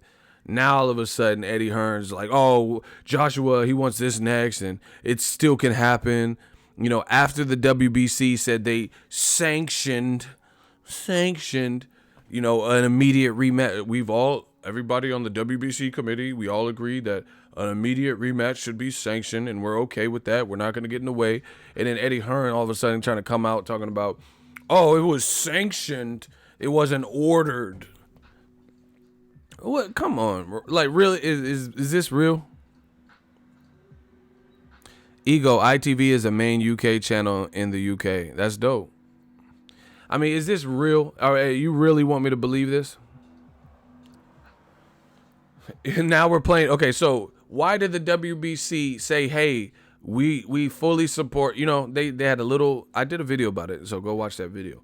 But they basically released a quick, not even a full press release, but a quick statement, letter addressing the public saying, hey, our committee have agreed that an immediate rematch should take place, and we're not going to like call out no mandatories or get in the way of a rematch happening next.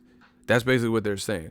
Eddie Hearn's like, oh no, unification trumps it, and we can make the fight for April if he really wants it. Already trying to plant the seed that if it doesn't happen in April, this is Wilder's fault, for fighting Tyson Fury. Stop it.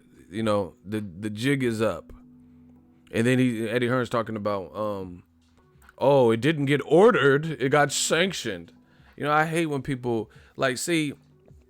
I feel like I have, I was well schooled. My dad was in the military. So, the military has some pretty good schools and teachers and stuff like that. I got to travel around, used to live in England, New Mexico, been in California most of my life.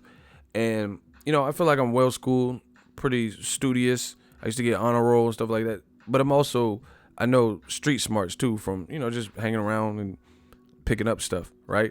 So I feel like I have the best of both worlds. That's the worst thing. That's one of the worst things. When somebody insults your intelligence, when you feel you have a level of intelligence and someone tries to insult it, that it's beyond me, And what Eddie Hearn is doing is like pretty laughable at this moment. Now all of a sudden, so when Povetkin was your goal, you never were saying half of these things that you're saying now. When you're in negotiation with Wilder, the summertime to August or whatever it was, you weren't saying half of what you're saying. Like, hey, we'll offer him a percentage split with a rematch. There's the venue. We have the date. It wasn't all just spelled out. It's like, oh, Joshua wants this fight and this fight only. Take no other fight. If you want Joshua, he's right here. He wasn't saying half of this stuff. Now, when the WBC sanctions immediate rematch, Wilder tells you he wants an immediate rematch, and that's what they're pursuing. Frank Warren says, hey, Fury's on holiday, but we'll probably get together. We're going to get together next week and start negotiations. That's where we decide where the location's going to be, the date, and the formalities. Steven Espinoza was on the conference call. Wilder's on the conference call.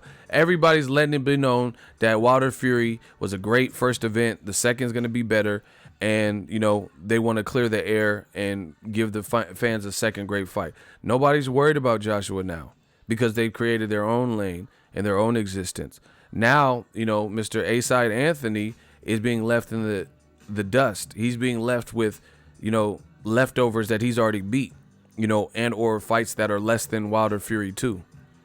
Now, all of a sudden, Eddie Hearns is trying to step on the gas or give this impression to the fans that Joshua just is so hungry for the fight. Another reason why this is circumstantial evidence, but to me it makes sense, and we rock it with that. If what Eddie Hearns is saying is so true, then why in the fuck did AJ not go to Wilder Fury fight? Just show your due diligence. Just show up. Just show, that's half the battle. Even real, just success. Not even boxing. I'm talking about success. Half of the battle is just showing up. just show up, you know, like just be willing, like that. It's like you wouldn't, if you needed a job really bad, are you gonna only go to the job fair if you knew it would be 100% success rate, or are you just gonna go to the job fair and, you know, mingle and network, hoping you can get a job? If I needed a job, I'm there, you know. I would just go to the job fair and then, you know, try to meet people. Period. AJ said he wasn't even watching the fight in real time. He was gonna catch Instagram social media highlights. But this is what Joshua wants so badly. Come on, man. And then he's going to Derek Chisora, Dillian White. And the report says AJ's going to Dillian White, Derek Chisora too, to scout. He's scouting. Why didn't you scout your ass to the Wilder and Fury fight? What? Oh, my God. So now you a Boy Scout. You the last Boy Scout. You scouting White Chisora too, but you didn't scout the biggest heavyweight fight this whole year in Wilder Fury. What? Now you want to scout? Everyone wants to scout now. Like, stop scouting. Why are you scouting now? And it's in the same month, which makes it worse. They're both December fights. Now all of a sudden you want to scout. Everybody wants to scout. Come on. Just stop it. Stop it. Now you want to scout a fight and be ringside. That shows you what the plan was, bro.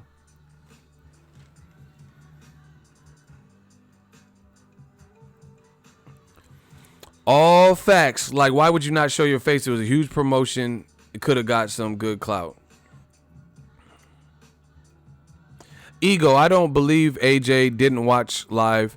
If you were real pro, you would be watching. I think he just said that too. But okay, but either way, I feel you on that. But so that means you lied in a magazine article. What's the point of that? Huh? What's the point? Like, so either way, it doesn't make you look good. So either you blatantly lied and told a magazine some false information just to appear like you're, you know, on some 48 laws of power and better than thou or whatever, or you were being truthful. Either way, you don't really benefit from it. Shout out to Prince Savage. We some savages. $5 super chat. AJ missing out on money. He making himself a black sheep of the heavyweight division. Absolutely. Man, now AJ want to scout. He wants to scout these heavyweight fights after the biggest heavyweight fight. That, bro, come on, man. Now you want to scout? Really?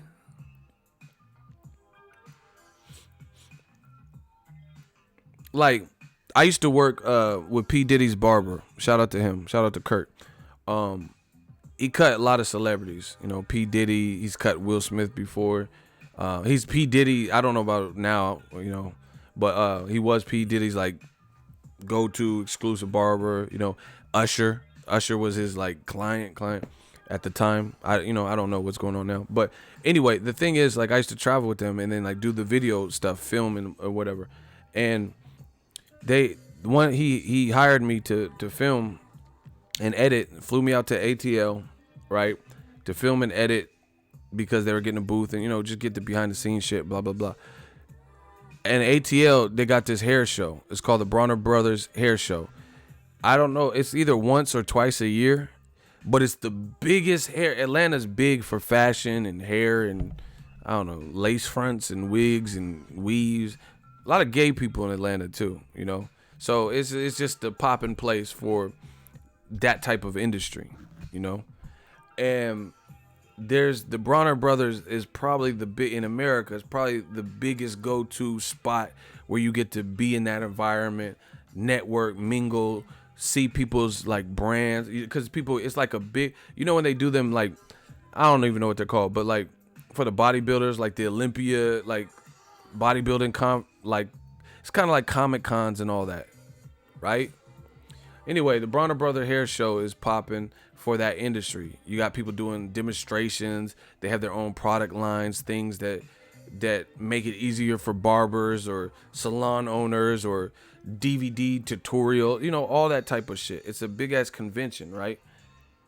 So if you're an aspiring barber and you want to be around other like-minded people, what better way than to go to the biggest hair show in America? Big ass convention center rented out, and everybody is pretty much in your industry or shopping for things in your industry. Why would you not go to that? If I was a barber, I wasn't even a barber, I'm a videographer. If I was a barber, I would be there, because why would I not want to go where everybody's at? The biggest event of my, it doesn't make sense. If I'm a nerd, comic book nerd, why would I not go to Comic-Con? That's like, I know girls that they love everything Disney, like Disney princesses, and so they go to fucking Disneyland. It's common sense. It's common sense. Why not go to whatever your industry is? Why not go to the biggest thing if you really want something? You want to succeed in the barber world. Why not go to the Bronner Brothers show? You want to get these rare comics or meet people, all the Avengers or, Luke Cage or some shit. Why not go to Comic-Con? That's what you do. AJ wants to fight Tyson Fury. He wants to fight Deontay Wilder, but he won't even go to their fight. Come on. It doesn't even make sense. I want nothing more than to fight one of these two motherfuckers in the ring, but I'm a multimillionaire and I'm not going to go watch one of these two motherfuckers fight in the ring. This shapes my division, but I don't want to be there. Really? Is that what you would do? Like I said, half the battle is showing up. Maybe you could get some, it doesn't even have to, I'm not even talking about like some friction, yelling at each other. If you want to handle square business, why not go there? Wilder's people are going to be there. Somebody from PBC going to be there and say, hey, it's Mad. Wilder, he's talking this and that. I want to make the fight. Me and Eddie, get him, bruv. Or whatever. And then try to link up. I remember listening to an interview with J. Cole. And he's a producer and he raps, obviously. And I think he tried to shop his demo with Jay-Z, and he said Jay-Z like threw it out the window or something crazy like that. And then like a time later, he seen Jay-Z again, like, yo, just listen to it. And then Jay must have listened to it and reached back out, and then, rest is history. He liked what he heard. Jay put him on the Blueprint 3 album. And, he signed him to Rock Nation. So, once again, if you're an aspiring musician, you try to go where the action's at. You want Hove to hear your music. It's really common sense. You want to fight Wilder or Fury, but you don't want to go watch them fight. And you're going to be in America a day later. Stop it. It'd be one thing if he was in jail or something. Like, you just couldn't get out. You couldn't make it. You're like, come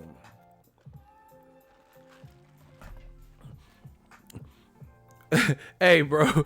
AJ came up with came up with the worst excuse. Like, I can understand if you're like, even if you like say, hey, it's my kid's birthday, that's more important to me. I could respect that.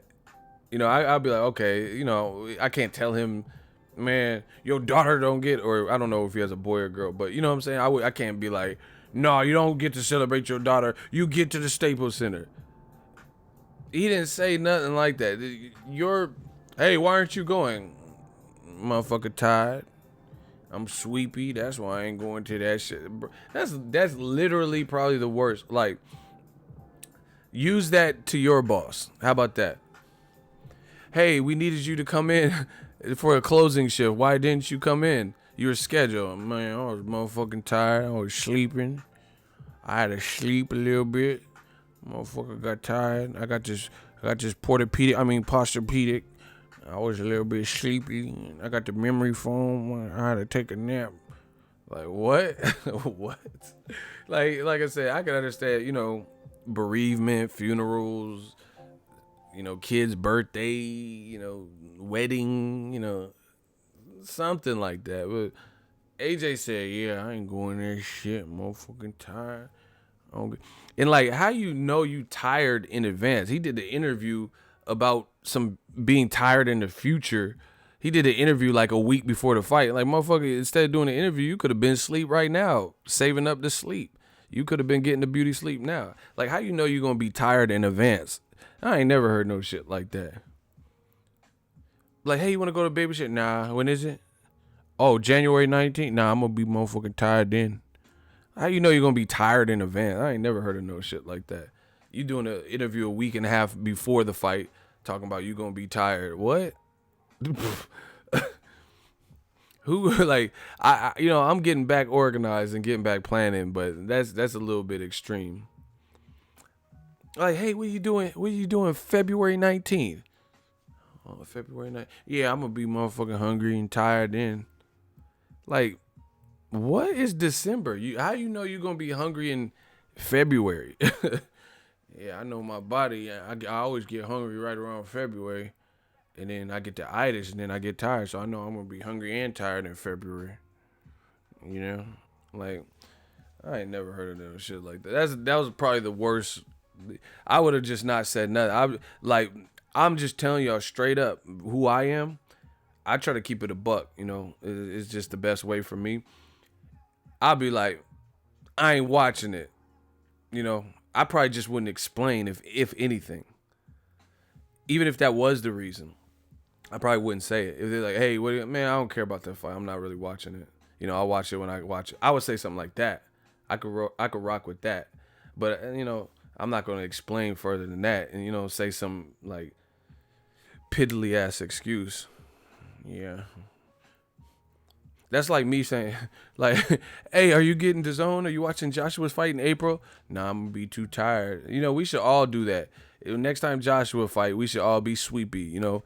We should, you know, I might even do that. I might do, next time Joshua fight, we might have a nap party, you know.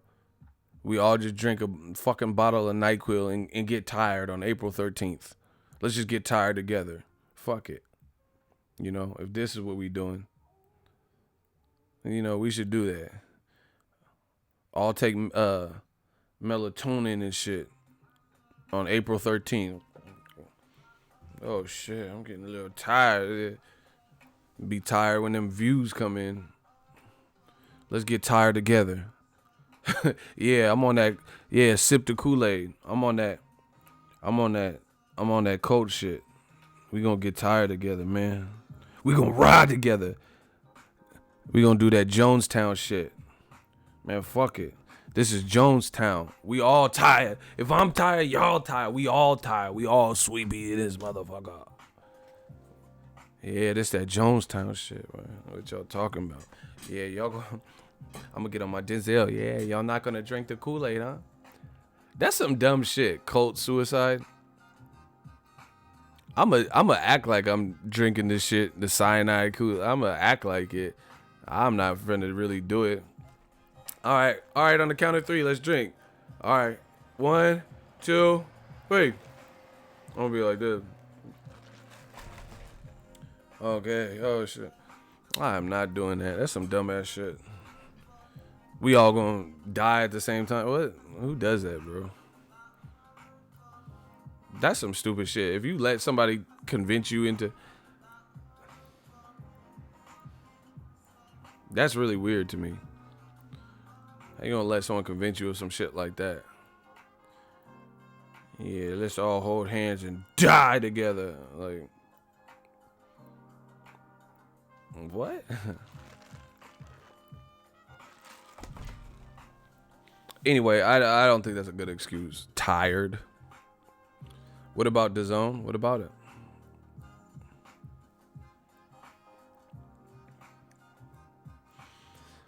Anyway, this stuff is backfiring on AJ. That's what it is.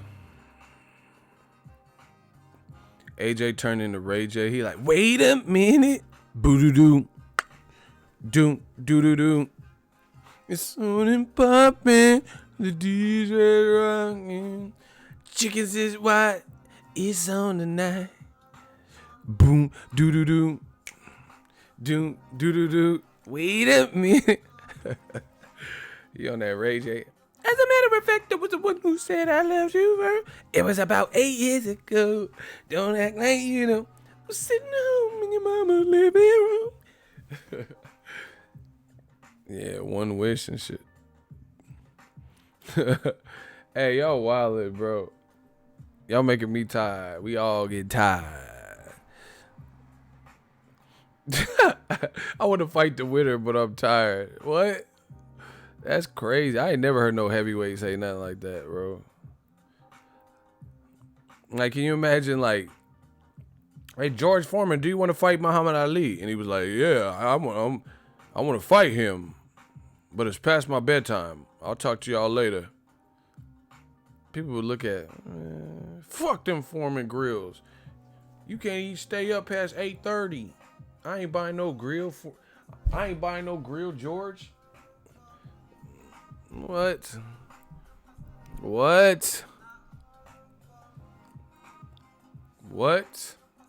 Block Casey Bray. He said, hey, Rick Ross is in the building. If that's funny, he can stay. It's up to y'all.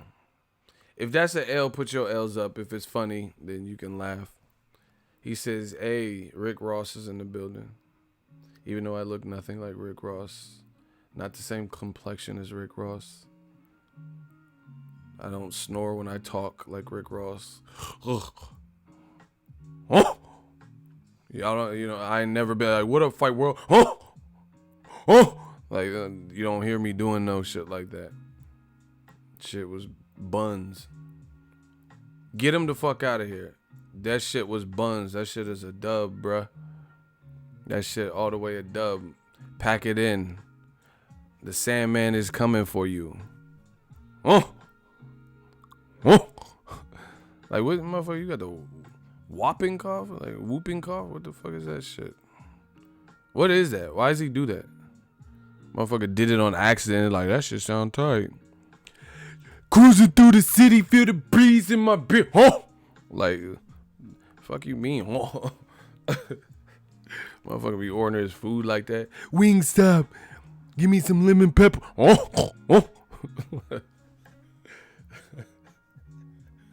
Shout out to Ricky Rose. Hey, Rick Ross was killing on that Meek album though, but Jay was killing. But Rick Ross was killing too. He got at Tekashi. That was crazy.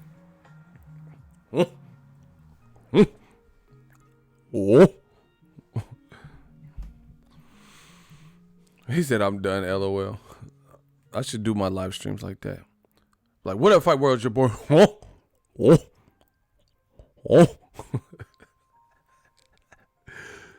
Wingstop. So was that Officer Rose?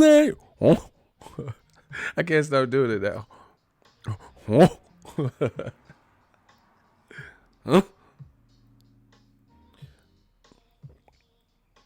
Rick Ross used to get whoopings and shit and put that in the ad libs and shit. Like, didn't I tell? Get his ass whooped.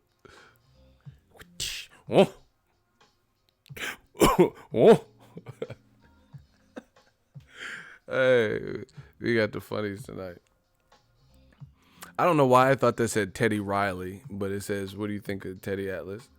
I like Ted, but I think over the years recently, he's got a little bit like I feel like I felt what he's saying less. Like, you know, like he's just been saying some things that I don't agree with. And then before, I really felt like he used to spit game. You know, kind of like Teddy Atlas is kind of like Max Kellerman. Like back in the day, I think Max Kellerman he was just like spitting, like giving Rigondeaux his props and saying a lot of good stuff. But then he started seeming like more company man, more corporate. And it was almost like they cloned him. And he started saying like casual shit. And I'm like, what the hell? Do you get what I'm saying? See, that's the great thing about YouTube. I don't got nobody paying the bills but me and y'all and Google. So I don't have to, like, you know, I don't have like a specific roster where I can only talk. And, you know, even like, I'm not trying to like, I like covering the fights for y'all, but I make more money not covering fights. You know, everyone else had to run around from. I have a lot of great relationships with fighters personally, you know, so I could probably get in their gyms and shit like that. But a lot of people, they need credentials. Their channel would not have, you know, and it's no offense if that's how your channel's set up, that's what it is. But, you know, we got some flexibility. I don't, like I said, I make more money not going to fights because I don't have to spend nothing, you know. And these dudes, like, it's like they curb their opinions because they're always like worried about, oh yeah, if I say Lomachenko didn't look sharp, then I won't be able to have an exclusive with them. Listen, I'm not here like, I'm not trying to like taunt or torture anybody, you know. I'm just telling you what I see. I'll work with any of these dudes. I'll have conversations. I'll interview. You know, if you show me respect, I show you respect. I'm professional, so, you know, I can work with anybody. But it is what it is. But, you know, a lot of people, they feel like they have to hold back. Like, it's just a thin line, you know. You gotta, like, you have to talk with respect. Like, I'm not out here like, oh, fucking John Doe's a bitch ass John Doe, you bitch. You know, I'm not doing nothing crazy like that, but I will speak I'm a man before, fuck YouTube, you know. Not like that, but, you know, I'm a man before any of this, so I can have an opinion. You can't take that from me. And like I said, I don't have no hate and bone on my body. I don't really care what other people are doing, to be honest. You know, as long as me, my friends, family is cool, I'm straight. I just call it like I see. But all these other dudes, a lot of them be like emotional or, you know, I don't want this guy to get mad. I mean, if you're getting mad, like, don't say that, ego. Don't say what? I say what I want. You don't say it. How about that?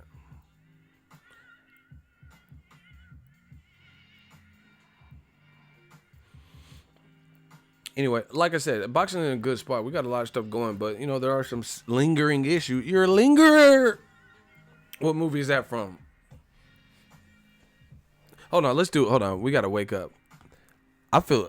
This coffee's doing good.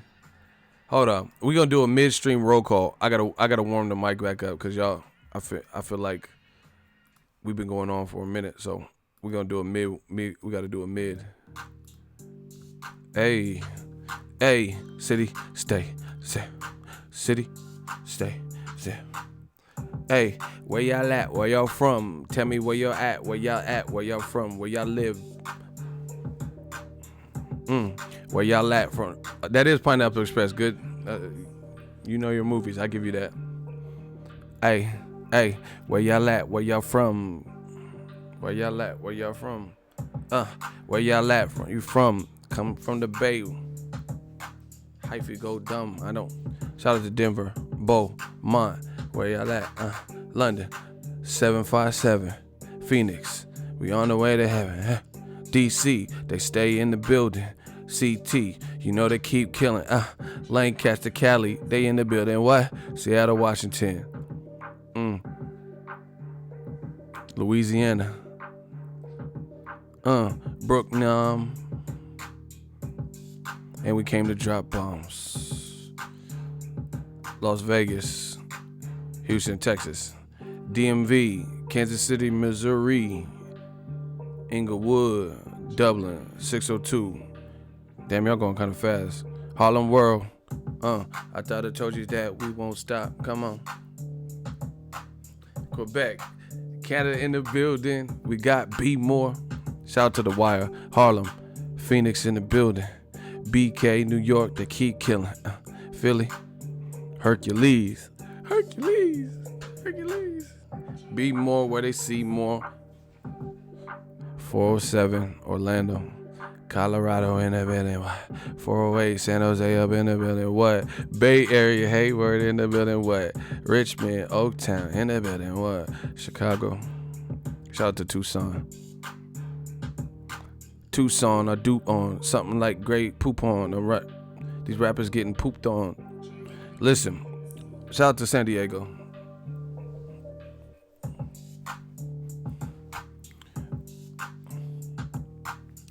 Hey, I got women grabbing zippers. Hey, and Kell Brook fighting strippers. What? Shout out to 410. That boy Kell Brook fought a stripper. We need to see that Kell Brook.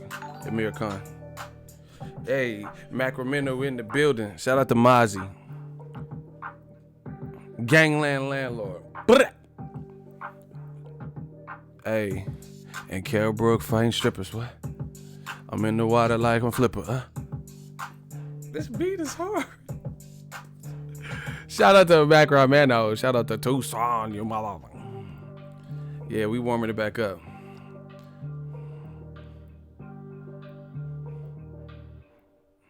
That beat is hard. I like that.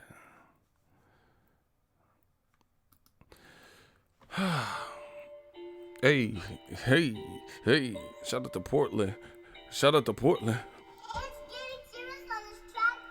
They put their kids on the track? What the fuck was that? New Zealand. Tucson. Shout out to Arizona. Tucson.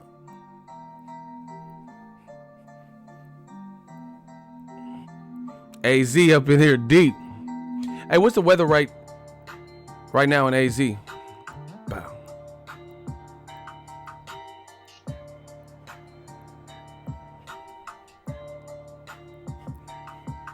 Hey, gang.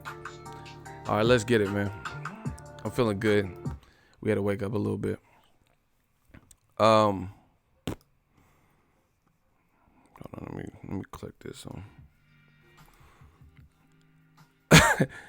Bay Area. Ooh, all y'all be on the. That's how E40 would do it. Ooh, all y'all be on the live chat when the ego he want to fucking around and snapping. Ooh, you under dig me, you smell me. Ooh, I've been about my cash ever since I was a little young mustache. Aye. Bill. Arizona's gorgeous right now. Damn. It's all right. The weather's all right right now.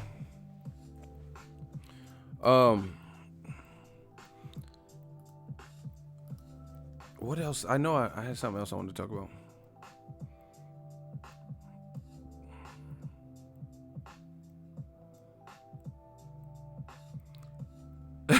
Hey, De La Hoya be wolfing. I see that article. De La Hoya said 40 to 50 UFC fighters are calling him right now. Hey, you wolfing, bro. They are not calling you, dog. You on an app. What UFC? Off of that Chuck Liddell shit, bro, they are not calling you.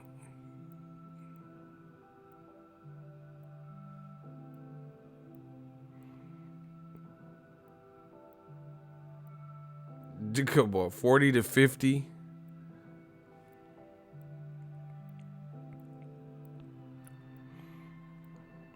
Hey, I do believe. Hey, guys. And Dana White, I do believe. He makes a strong case. Bro, stop it. 40 to 50. Because even if that was the case, how they calling you and they under contract with the UFC? You know, so even if they wanted to leave, what could they do if they under contract? You know, yeah, I want to leave. Free, help me. You know, De La Hoya. See, listen, people aren't understanding, man. This whole Dazn shit, I'm trying to tell y'all. But see, I'm always the bad guy because I put stuff in perspective and I keep it real. But Dazn is spending a lot of money. They got to start recouping some of the money. Do you understand this? Mira, papi. Hey, Mira, please. Do you understand these things I'm saying to you? Hey, listen. Dazn, they have to re-up. That's the way business. Like, okay, let's say we selling drugs. You know, you get fronted a key. You gotta give your plug their portion. You know, and then if you like undercutting yourself or whatever and not making enough money, then it's not. You're gonna have problems. They're not just giving you shit for free. So like, listen, Dazn. They producing a couple specials, camera crews and all that. They paid Canelo a shit ton of money, and he ain't fought no big fights for them. They hired Michael Buffer, and I know he commands a good amount of money for his voice. Let's get ready to run, and they got him doing like, he did that commercial with Canelo, and he's like, pay-per-view is old news, and he's like, wait, this can't be right, pay-per-view, and Canelo's like, see, that's all he's saying, see, just for that commercial for Michael Buffer's time, he has to get paid off of that, trying to sign people, and I just don't, I don't, I know it takes money to make money and scare money don't make money, but I just got to see, like, they got to put on some big event, to re-up this. Like Joshua versus Povetkin, that wasn't I can't imagine no massive fight. And that was around the time a lot of people, like for me, that was a free preview. That was part of the 30-day free preview. So a lot of people didn't, pay for that. And like, see, this is what I'm saying. They got a lot of co-promotional things. So that anytime you have a co-promotional and people have multiple, then that means you're not like Top Rank. The success of Lomachenko and Terrence Crawford, it directly benefits their bottom line. It's not like Terrence Crawford is not half signed to Al Heyman or Lou DiBella and signed to Top Rank. So the direct proceeds, they got to pay out Loma's team or Crawford, but then, you got more of a pot.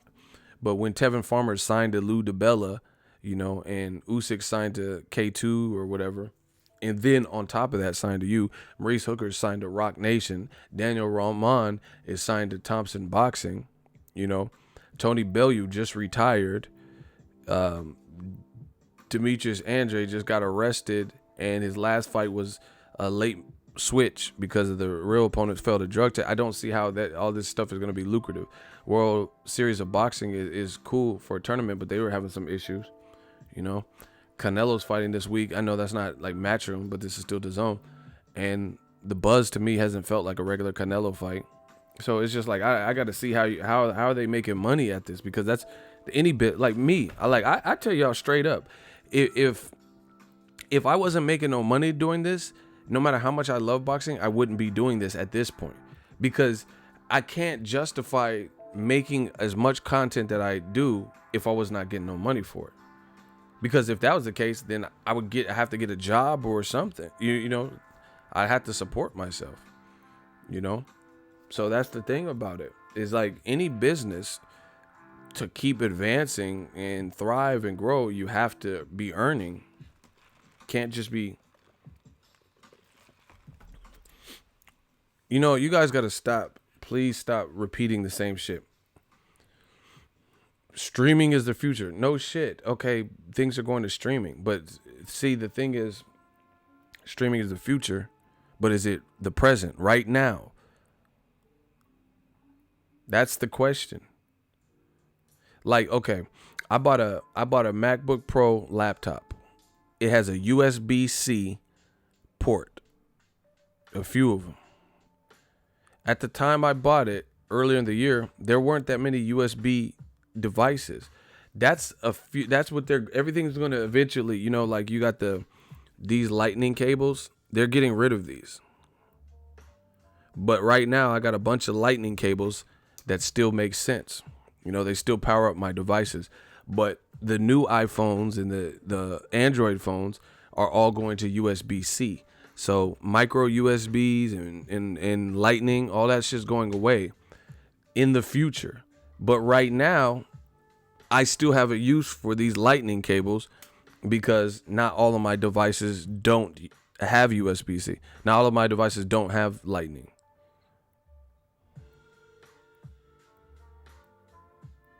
So that's what you guys don't understand. You got to keep saying, oh, it's the future. Okay, what about the present? Yeah, the future is they're doing away with lightning, but they haven't completely done away with it. Not everyone people still have cell phones that need the lightning cable. So all that stuff takes time to kind of phase out. Like VHS. Now, yeah, nobody has VHS tapes anymore, really, unless they just collect them or something. But no one really has a use for them. But that's a process, to now everyone has a DVD or Blu-ray player. That takes time. They don't just, VHS are obsolete, in a day. That's not how that works. So, it's funny because Eddie Hearn was talking all this stuff about PBC and investors were losing money, and they had these elaborate ring walks when they first started, and now they can't do it, and they started on free TV and had to go back to Showtime. Well, guess what? They're back on free TV on Fox, and they are back on Showtime, and they just plan on invading the UK with ITV. So listen to Eddie Hearn just said this earlier this year. All that what I just said. So you're steadily worried about another group's infrastructure, but what about DAZN's? DAZN is spending a lot of money. It's just spending money. I know people that work with DAZN, like work for them, and I'm sure they get paid. Travel expenses and stuff. So at the end of the day, you can't just have expenditures. Everything is this expense. Like, I mean, look at it. Like, this is why some people hate the holidays. You have a big ass family and the Wayans and shit, the Wayans brother. Look up, Marlon, say cheese. Big ass family around the holidays. And if your family does that and you have to buy everyone gifts, your bank account has like whatever amount of money in it. And then everything is a deduction, a debit. Then, before long, you're going to be tapped out at your bank account unless you're getting new funds in people don't have to understand money. A lot of people, they all only have is withdrawals. Everything is a withdrawal. You got to have some deposits up in there too. And I'm not saying they haven't made anything, but I'm just saying, if you're giving Canelo $36 million a fight, are his events going to generate that back for you? Where you could comfortably pay him that. And I just feel like fighting Rocky Fielding, if that pay-per-view, people keep saying pay-per-view's dead, but pay-per-view keeps you honest, because Rocky Fielding versus Canelo would flop on pay-per-view. It wouldn't do great. It might not even do better than Wilder Fury despite having Canelo in it, just because of the level of opposition. So if a pay-per-view flops, then that means they're not getting that much money on the back end. So you would just be entitled to, basically the greater the success, the more you're getting. Keeps you honest. Canelo could fight whoever you want and get bread. So I don't really know how that's going to work. And that's what I've been telling y'all. And then here's the flip side of that. Let's say you put Canelo in dangerous fights that people want to see, that would give Canelo respect and would generate big gates and shit. Just good fights. Though the good fights are the dangerous fights for Canelo. You get what I'm saying? The best fights for Canelo, because he said he's going back to 160, would be Daniel Jacobs, Charlo, stuff like that. These are all dangerous fights for him. I heard Triple G's going to DAZN. Don't quote me on it, but I think it is. I think he's going to it. I think he's going to DAZN, but we already kind of figured that. He's going to go there and try to chase Canelo. Man, I do not want to see a Canelo Triple G 3, but DAZN, they might look at that. But see, that's what I'm saying. But I'm telling y'all don't want to listen to me. Just mark what I say, Ego Stradamus. Canelo versus Triple G, I'm not saying there's no market for it, but I think people are kind of over it. DAZN, they're sitting up here.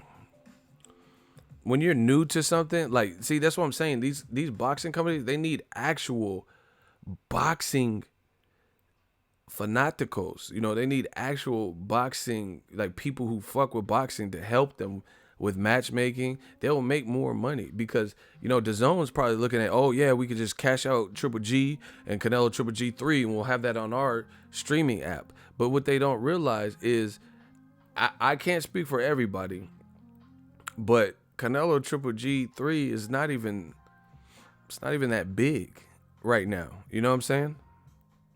It's not the biggest fight. I mean, well, actually, I can't say it's not the biggest fight. Maybe that's not the way to put it. It's not the greatest fight. You know, like I don't think people are tripping off it. People will watch it, of course, and if they only have to pay $9.99, but I just don't see it being this thing that saves Dazn. I don't think it's. Do you get what I'm saying? I don't know. I don't think that is the. It would be better if Triple G fought other competition, Canelo fought other competition, and then they met, you know, after. Canelo fighting Triple G, all this, like even when Pacquiao fought Marquez, it was spaced out up until the third and the fourth fight were the ones that happened the closest together. But Pacquiao, Marquez 1 and 2, there was like 2 years in between that or something crazy like that. Because I remember Pacquiao fought Eric Morales in between that and shit like that, you know. But they're trying to like, you know, DAZN's just trying to make money, so they just probably looking at it like, oh, you know, let's sign Triple G and make Canelo Triple G trilogy. I mean, it's cool, but I don't know if it's gonna do what they thought, because Canelo Triple G 1 did better than Canelo Triple G 2, viewership and live gate. You get what I'm saying? So it's like, I really don't know. I don't know. You know, everyone keeps saying, oh, streaming is the future, but I don't know how they're gonna make money like that. And like I said, it's cool for fans. You know, instead of having to pay $75 for Canelo fight, you know, watch Triple G for 10. But the thing is, you have to find a way to bring customers for life, you know, and like the zone shit is a month-to-month basis. You can, you know, depending on what Eddie Hearn and Matchroom and Golden Boy puts out, you could not have DAZN for the first 5 or 6 months of the year, or not 5, because May's in the 5th month. So you can have no DAZN for 4 months, and then Canelo Golovkin in May, and then just get Canelo Golovkin and then cancel it after that. And the only way to discourage people from doing that, you know, is hope they forget that they, you know, they're getting billed monthly, and or put on a calendar of events that make people not want to cancel, and want to get paid or get debited every single month. Do you get what I'm saying?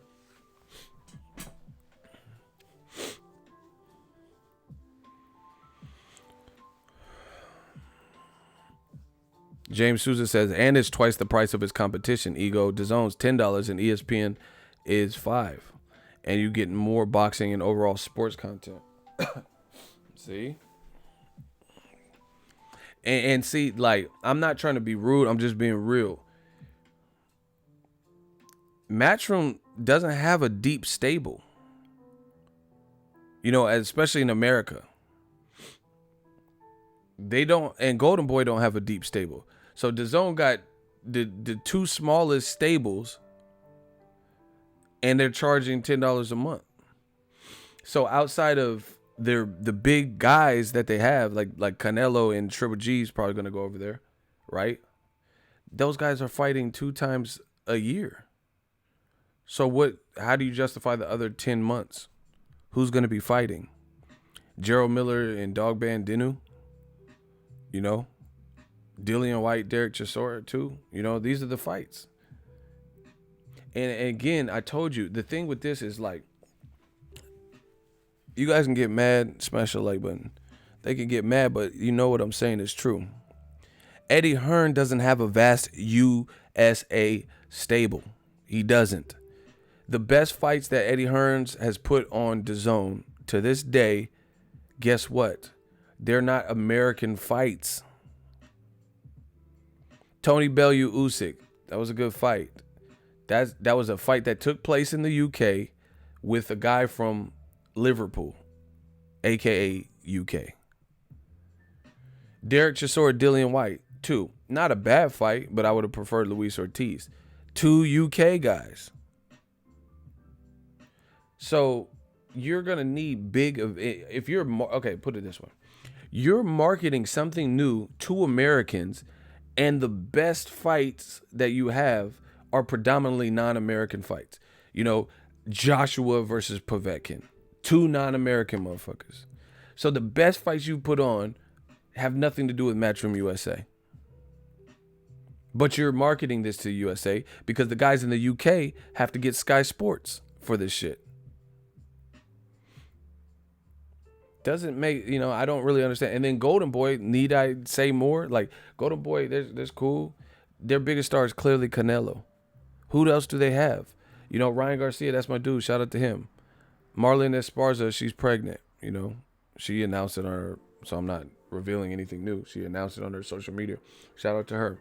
So she's not going to be fighting for a minute. Ryan Garcia is in the developmental stages, so he's not like fighting Tanks and Devin Haney's or nothing like that's huge monumental fights at the moment, which is, that's what happens when you're a prospect. Who does Golden Boy have? What Joseph Jojo Diaz, he just fought Gary Russell on Showtime. Who's he going to fight? Is he going to Joseph Jojo Diaz versus Oscar Valdez, a top rank fighter, and Top Rank has a deal with ESPN? Why would Top Rank not want that fight on ESPN? You know what I'm saying? So it's like, what are these matches? What matches are you going to have that appeal to? Okay, Jaime Munguia. The other top 154 is on PBC. So who's Jaime Munguia going to fight? He already beat Liam Smith after Canelo. Who's he going to fight? Let me know. See, you're like, y'all naming singles. Jaime Munguia, he's good. He's an action guy. Okay, cool. Who's he going to fight then? Okay, Heard's a Showtime fighter. Who's he going to fight on his own side? Because there's no guarantee. The Hearn might fight Charlo. Al Heyman can control all that. So who's Munguia going to fight?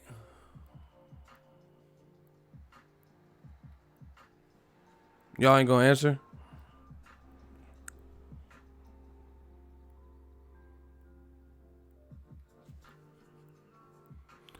Who is Munguia going to fight? He going to fight a Chipotle employee. Hey, y'all violating. See, and when I say stuff like that, they say I'm hating. I'm not hating. I'm telling you what it is. These companies don't have ready-made U.S. stars and stables.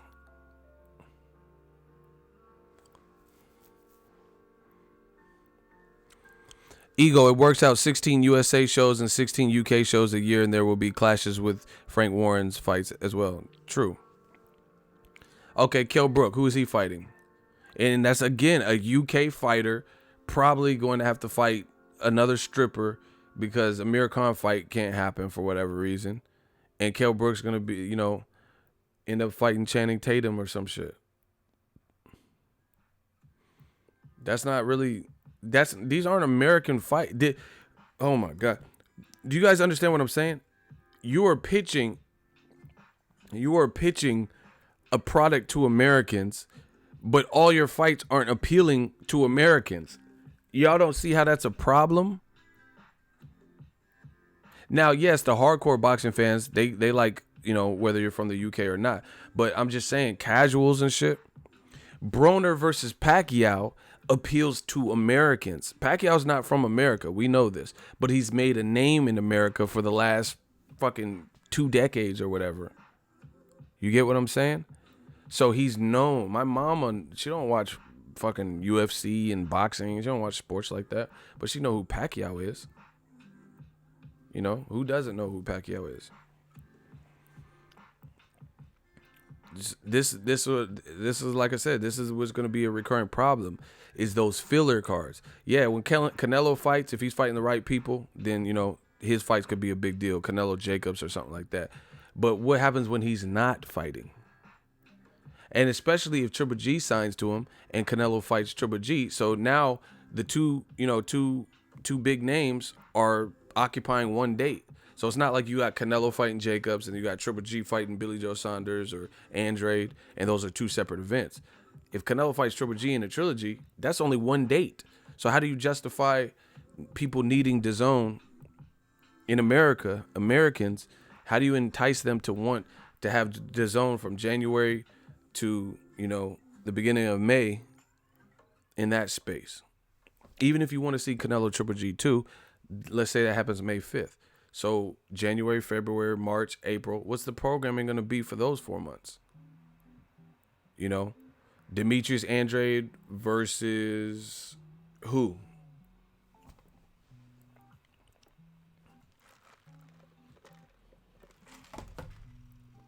Who do you think? They said Andrade and Miller are going to be on the card in January. Who are they going to both fight? Who do you think? Name the fights. I want to hear them.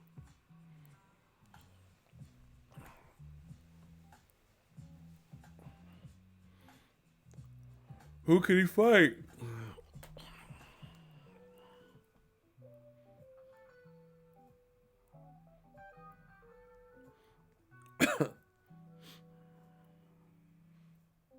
Who can Andrade fight?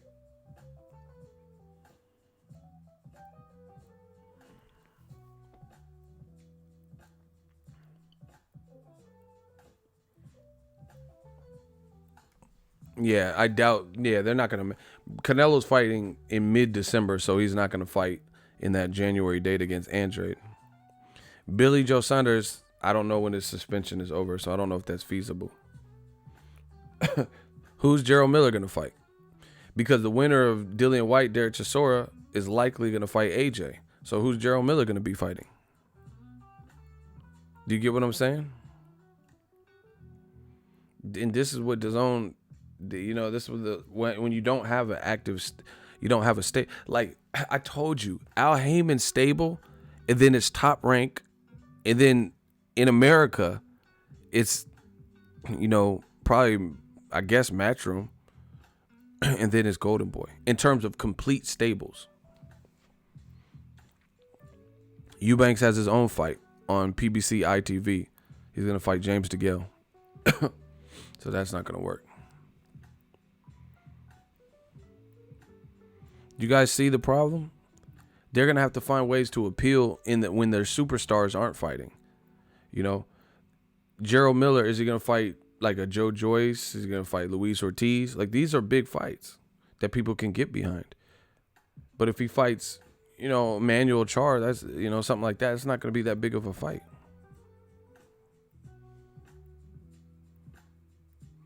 Parker's already fighting a guy named Flores, so I don't know if he'll be ready by January when Miller is scheduled to come back.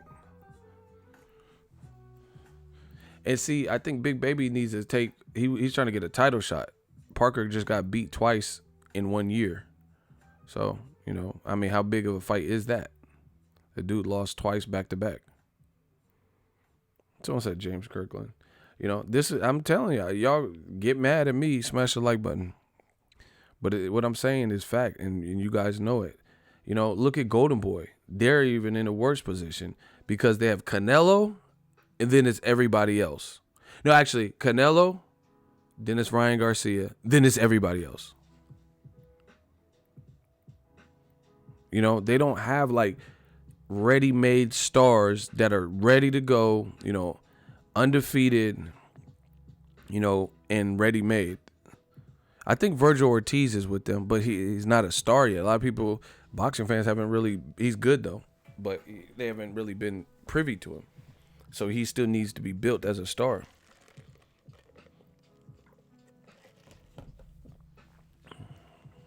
Just telling you. So I don't know what they're going to do. I think they still need more signing. Like, that's why you see Eddie Hearn hawking all these free agents like Charlos and Errol Spence, because they still need that. They still need a Broner, Errol Spence, a Charlo, something.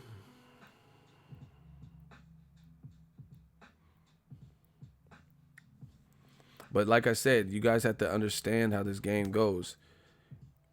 You're marketing DAZN to Americans. It's not available in Australia, and it's not available in the UK. So your entire fan base, maybe Canada is, Canada probably in America.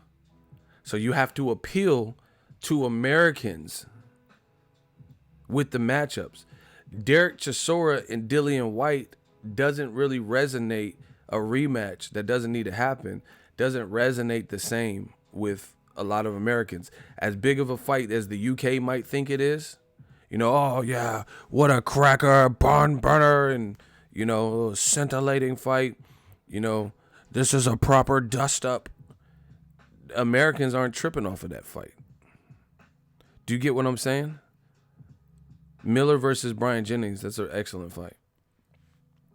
But do you get what I'm saying? Like, the UK. So so just hear what I'm saying. Derek Chisora and Dillian White, even if the UK loves it because it's two domestic fighters, the UK is just supporting the Sky Sports because they're not getting DAZN. Now, if Sky Sports was out of the picture and the UK had to get DAZN, then I could see it working. But seeing how DAZN is only available in the US and like Canada, then it's not a big fight in this market. So how is that going to catapult DAZN? Even if you love DAZN, like let's say them UK dudes love Derek Chisora and Dillian White too, they are gonna pay the pay-per-view, Sky Sports pay-per-view for it. So that doesn't help DAZN. That's why I don't understand how this is really gonna work, unless they start getting some fights that appeal to Americans. Like if they got, like, here's one, hypothetically, if Charlo fought Jacobs, that's a dope ass fight all across the board. That appeals to Americans, plus, you know, you could market it to UK or whatever. But that's a fight that Americans would get behind. If you had Anthony Joshua versus Luis Ortiz, I think that would appeal to Americans more than Dillian White, who got knocked out by AJ when he wasn't even a champion, and AJ Part 2. But they're not understanding the UK is a different market. What they're willing to support, that's why they need some assistance from the USA, you know, people that know what's going on in the USA market. The Eddie Hearn keeps talking to fucking strangers. That's not how the US is set up. The average stranger don't know shit about a lot of sports. You know, the average person don't even know who the vice president is. You know, there's a lot of dumb shit you see in America. You know, it'd be like, oh, who's the vice president, you know, after Trump? Oh, I don't know. You know, so America's different. But all I'm saying and all I know is you're going to have to find ways to, since you're charging Americans, beyond AJ fights and Canelo, you're going to have to find a way to, you know, make that calendar work for Americans. Like, nobody's trying to see Demetrius Andrade versus Brian Rose 2 or some shit. You know what I'm saying? Like, Andrade is the super talented guy. But that's kind of like a stay busy. Nobody's tripping off that. That's not a main event to us. You know, Tevin Farmer versus Gervonta, that's big business. Tevin Farmer versus Tennyson, nobody's going to be like, oh yeah, Tevin versus Tennyson. This is no disrespect to the fighter. I'm just telling you how it is in America. You know, Tevin Farmer is fighting on the Canelo undercard. A lot of y'all don't even know. And he's fighting a guy that Gervonta Tank Davis knocked out, just like Lomachenko did. Just fought Pedraza, who Tank knocked out. See, they say Tank ain't got no resume, but yet, you know, he's beating guys by stoppage, and then other people are fighting him after. But anyway, Tevin Farmer versus Fonseca, that's a you know, cool fight to showcase Farmer what he can do, but it's not the type of fight where, you know, people are like, oh shit. You know, it's not a huge American fight. We know this. This is just common sense. He said, I don't know who the vice president is. Now you made me feel bad. I told you. That's what I'm saying. Motherfuckers, Eddie Hearn's asking who Wilder is. And motherfuckers don't even know who the vice president is. So, you know, America's different. You got to take it for what it is. Like I said, I wouldn't go to Hong Kong asking for food that I can get in Mexico, you know, or expecting it to be the same. Hey, when I was in Mexico, they have fucking calderas and tortas and shit. I mean, why would I expect that in Hong Kong in all parts? It's like we're talking about two different cultures, two different regions of the world on maps. Why would it be exactly the same? That's just foolish. But I'm just telling you, you know, and even the World Boxing Super Series, I like it, but I'm a boxing fan. But those fights on there, I don't know how well they resonate with casual. Like I said, Broner versus Pacquiao. Okay, put it this way. And this is no disrespect to World Boxing Super Series, because like I said, I like it. I cover it. I give you guys updates on it and, you know, post fights on it. But name a fight that's bigger than Broner Pacquiao on the World Boxing Super Series. I'm not talking about in terms of meaningful. I'm talking about a fight that casuals would be like, oh yeah, I can't wait for that. You know, it's like it's not the same. You know what I'm saying? Like, I fuck with Regis Prograis, but I also know my boxing. But I'm saying a casual doesn't know Regis Prograis at the moment, you know, and they're not gonna know Kirill Relic. So it's not, to me, these are good fights for these guys and where they're at and all that stuff. But it's not gonna be basically blockbuster fights. You get what I'm saying? I fuck with Josh Taylor. But, you know, Josh Taylor and Ivan Baranchuk and all that, like, they're not going to really know these names at the moment. So none of this is blockbuster. Nue, you know, Nonito Donaire versus Zoltani.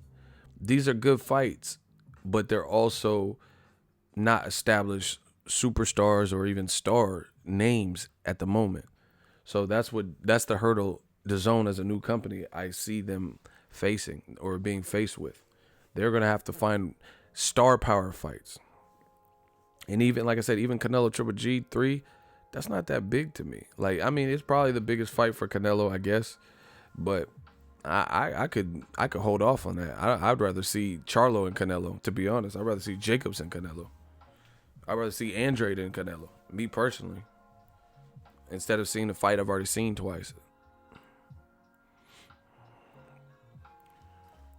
Machado versus Davis sounds good. That's a dope fight. Let's see it. I heard Machado's last opponent tried to spar with Tank for preparation, and Tank floored him and beat him up so bad he never came back to camp. Definitely possible.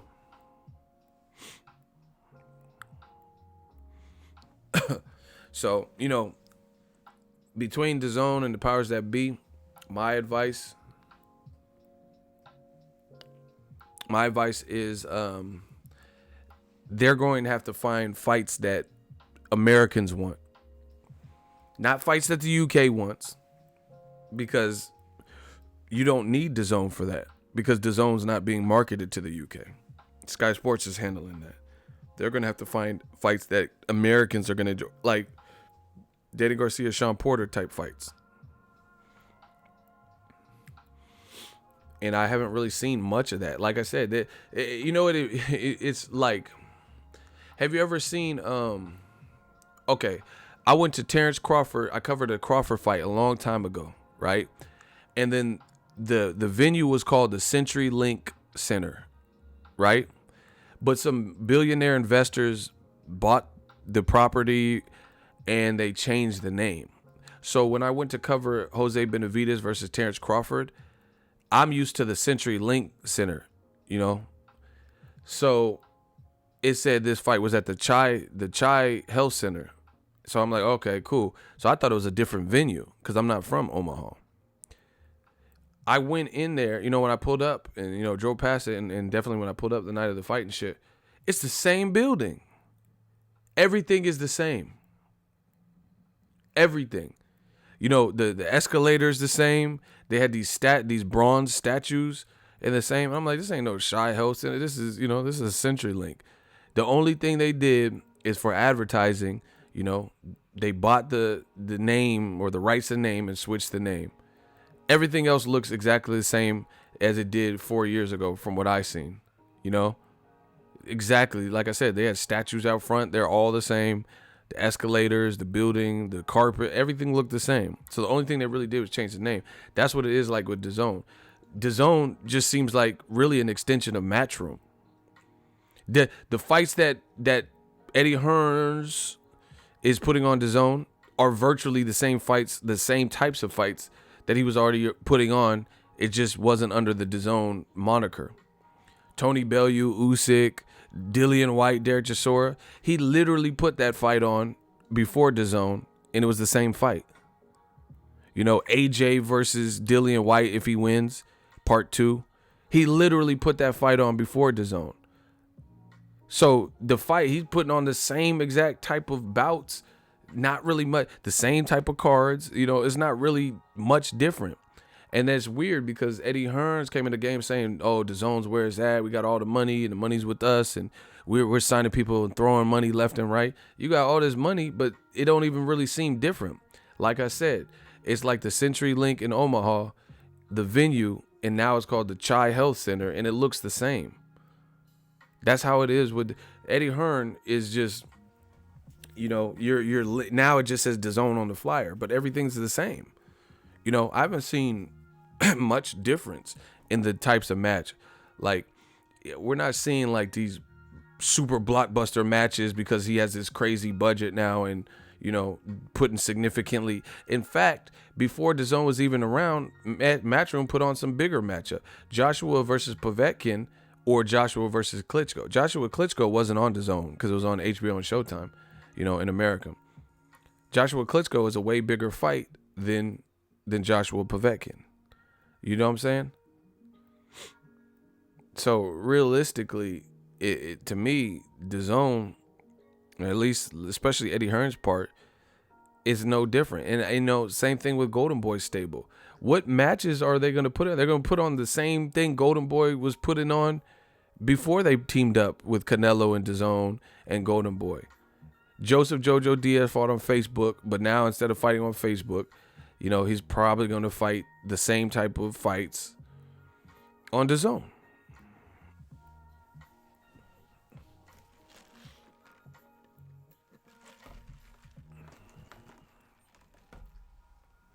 Shout out to J-Dog. Hope you feel better, man. So that's what I'm saying. Like, Eddie Hearn is just bragging. He was bragging about all this DAZN money and how, you know, the game is shutting down all competitors. But realistically, the matchups have been the same types of cards he was already putting on. You know, now you sprinkled in that, you got a couple American names on it, you know. But he hasn't put together no, you know, he tried with, but this was an ordered fight. But still, you know, Andrade versus Billy Joe Saunders, that would have been a big fight. But then it got canceled. So then it was Andrade versus contender. So, you know, I haven't really seen one huge fight on DAZN yet. Not one. At least in America. I think BELOEW Usyk was pretty big. World Boxing Super Series, like I said, they're just being distributed. So they already put those fights together irregardless to DAZN. So you know DAZN didn't really do that. All they did is you know, make the broadcasting available. What is DAZN like? Name a big fight DAZN has put on in America. One. Name one.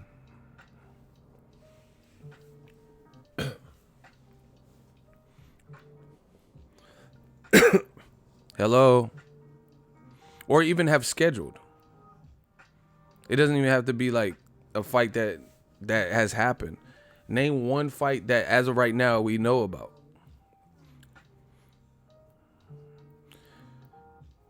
And I don't want to hear motherfuckers say, hey, but they're brand new. That's why. Because, okay, that's cool. They're brand new. But you have the front men, in terms of like Eddie Hearn, said people are going out of business. So don't fall back on, hey, they're brand new. They're brand new. So give it some time. Give it some time, ego. Okay, so if they're brand new and we got to give it some time, then this is what I've been saying. Let's give it time and let's wait and see if they put Showtime Boxing out of business. You dudes is trapped either way. You guys are trapped. They don't even realize how trapped they are. Either way, I'm right. Because if you say, oh, I can't name a big fight, but they just started in September. Give it time. They're brand new. All right. That's what I've been telling you. Give it time. Let's wait and see. You know?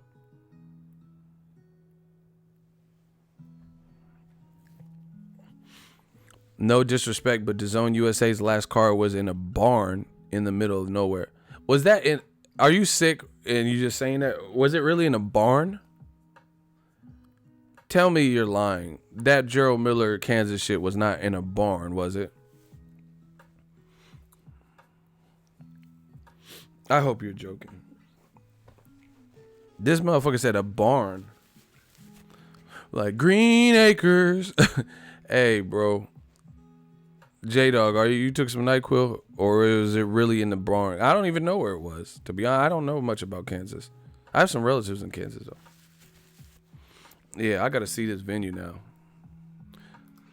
This motherfucker said it was in a barn.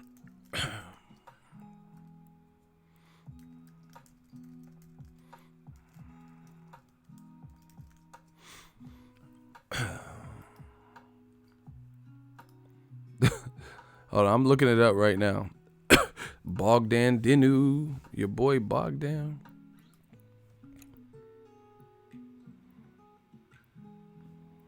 Nah, I was in a casino. Kansas City Star. I was about to say, they put it in the fucking farm.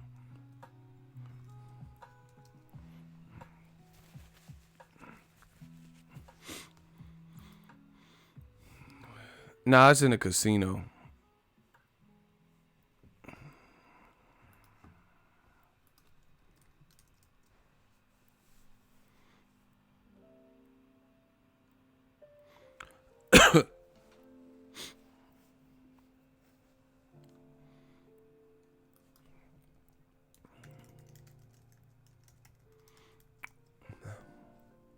Damn, the population. Oh, see, this is what I'm saying. This is what I'm talking about with Dazn. I gotta wait and see how it goes because Mulvane population, as of last year, they have 6,359 people. I got more than that on Twitter, so I have more Twitter followers, you know, than the whole city in which hosted the event. And I mean, we don't even need to talk about Facebook and YouTube and shit followers. See, this is what I'm talking about. So how big of an event can it possibly be if the population is 6,359 people? And you know it's not. Kansas is like an obscure place. I doubt, you know, people flying in from New York, you know, to go to Kansas. What? They put the event in a place that has 6,300 people. Like I said, I got more Twitter followers than that.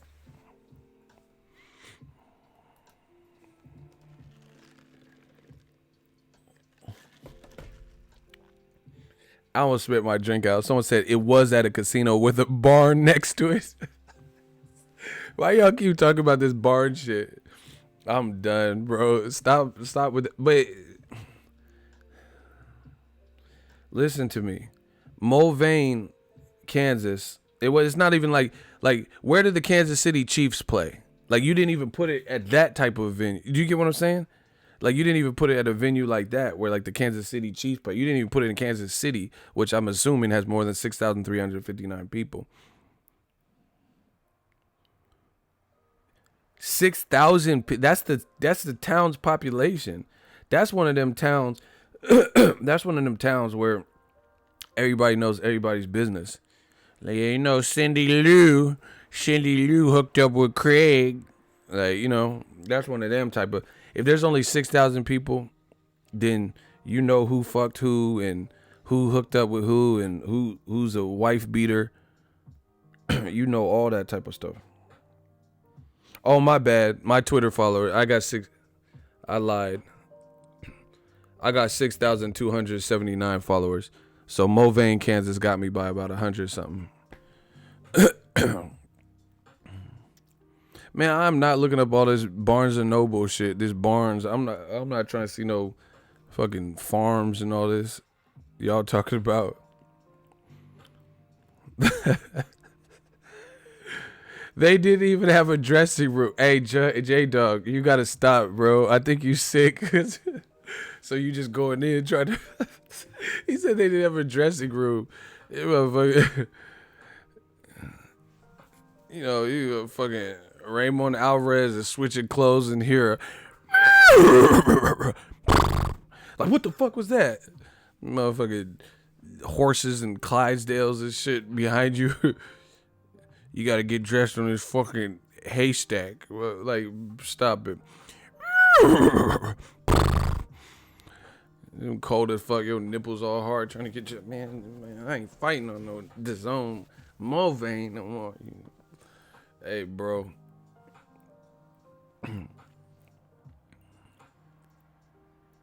6,000 people, bro. He said they was getting dressed in the cafeteria. Hey, bro. I didn't even know all that. But see, why did they put it there? There had to be another casino that is reasonably, you know, that could accommodate. You put it how did you even know about this? How did Eddie Hearn, see, this is what I'm talking about. How does Eddie Hearn even know about this? He's from the UK. How does he even know that this place exists? It got 6,000 population. How does he even know this place, like, to even check it out? Yet he be talking about, oh, Wilder Fury numbers are terrible. What about them barn numbers? Let's see them barn numbers.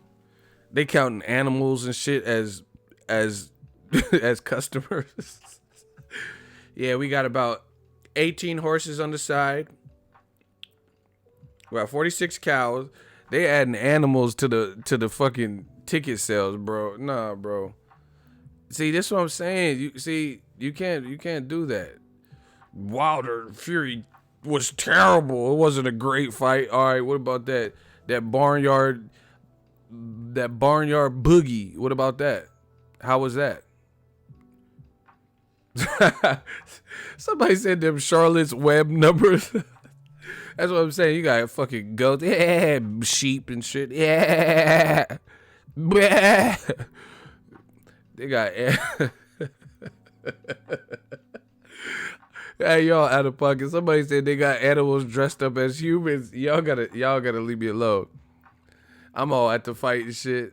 Man, you said I was gonna meet the GOAT. I didn't know you meant a real GOAT, motherfucker. I thought you meant greatest of all time. This is a motherfucking GOAT. This is a real GOAT.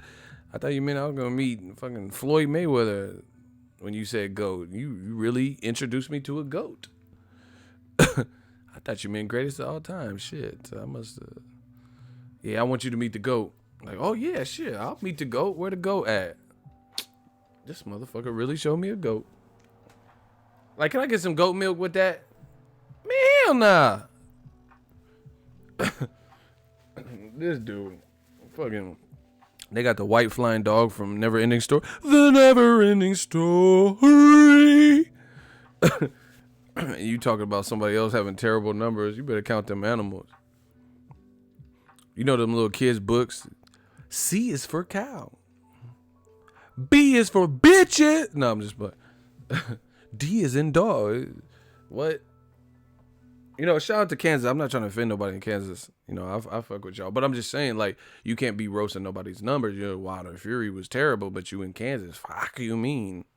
Like that. I don't know. Where I'm from, that don't really add up. You know.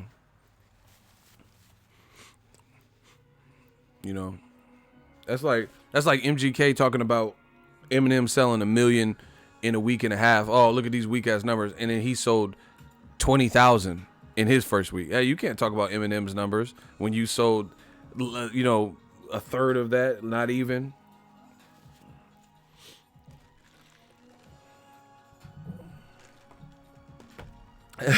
He said a fucking pig pen. Hey, y'all tripping, bro. Yeah, they filmed The Wizard of Oz there, man.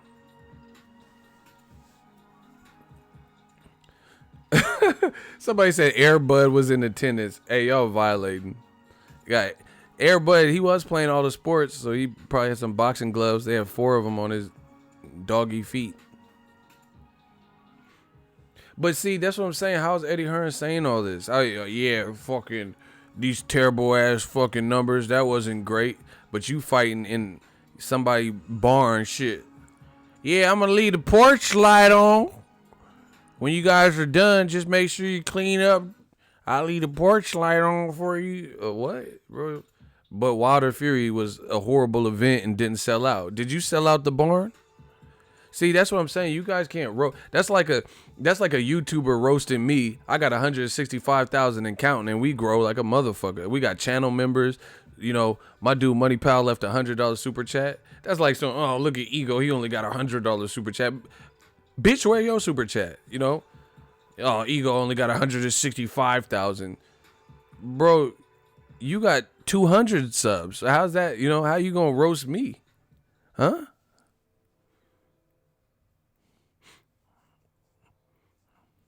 Ref milking cows and shit in between the rounds and shit. What? If you don't give me some goat milk, can I get some goat milk? Say something. I can't get no goat milk. You know, that's what I'm saying. All this stuff is like a lot of politics. You talking about Wilder Fury wasn't it, but that barnyard boogie was. Okay. And motherfuckers square dancing and shit during the intermission. She had a ruby red lips, blonde hair, blue eye. I might have been my hurt goodbye. Like, fucking, if you don't get Alan Jackson the fuck up out of here, you know, Garth Brooks. Like, what? Get these motherfuckers. What? Bro, what? That's what I'm saying. You can't roast somebody when you, what? Motherfucking Brooks and Dunn there. And you got Brooks and Dunn there and shit. But you trying to talk about Wilder Fury. She had a ruby red lips, blonde hair, blue eyes. I might have been my heart goodbye. River dancing and shit. What? Oh my God, man. What? You can't talk about nobody else's event. See, and then Eddie Hearns has been spoiled because the UK market, loyal fans. So he thought he was just gonna, you know, he thought he was just gonna come in America and this shit was gonna be easy. This shit ain't easy peasy. And if it was so easy, you wouldn't be staging events. How you stage a boxing event in Kansas and nobody is from Kansas except for one guy, and he's not even the main event? Man, what type of shit is this? I gotta be on my I gotta get on my Chris Tucker shit. Man, what the hell wrong with you? Man, what type of shit? I'm gonna say it again. How you stage an event in Kansas and one person is from Kansas and he's not even the main event? What? Like, I can understand if it was like, actually two people. Initially, Brandon Rios is from Kansas, and then the bronze medalist, Nico or whatever. But they weren't even the main event. Someone said Kansas. You spell Kansas with a C, bro. You got to chill out with that. But he said Kansas is New Vegas. Bro, stop it.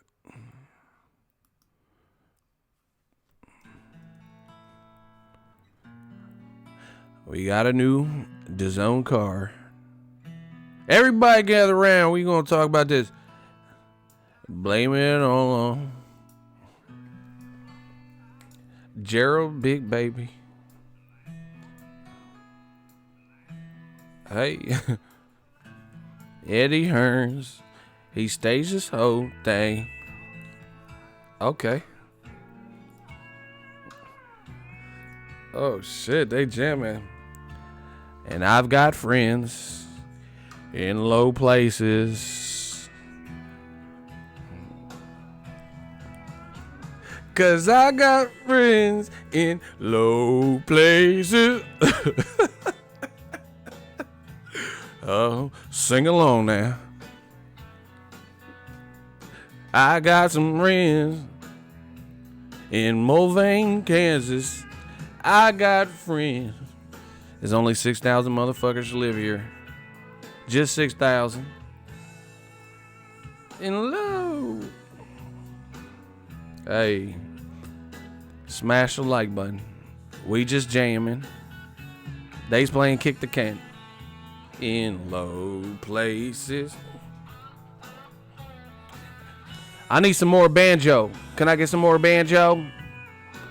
And I need a whole lot more cowbell. Hey. Yeah, I don't know if I'm going to Brooklyn. I'm right here in Mulvane, Kansas. Clap your hands. This one goes out to you, Anime. You gonna eat the goddamn cake. Hey, Anime. Eat the goddamn cake, Anime. Eat the fucking cake. I got some friends. On the blacktop. I hopped out the tractor. I pull out with the stick. I got the 30 clip. I got friends that'll clap your ass. Hey. Mulvane, Kansas. Sing along now. Promenade to your left. We just jamming out right now.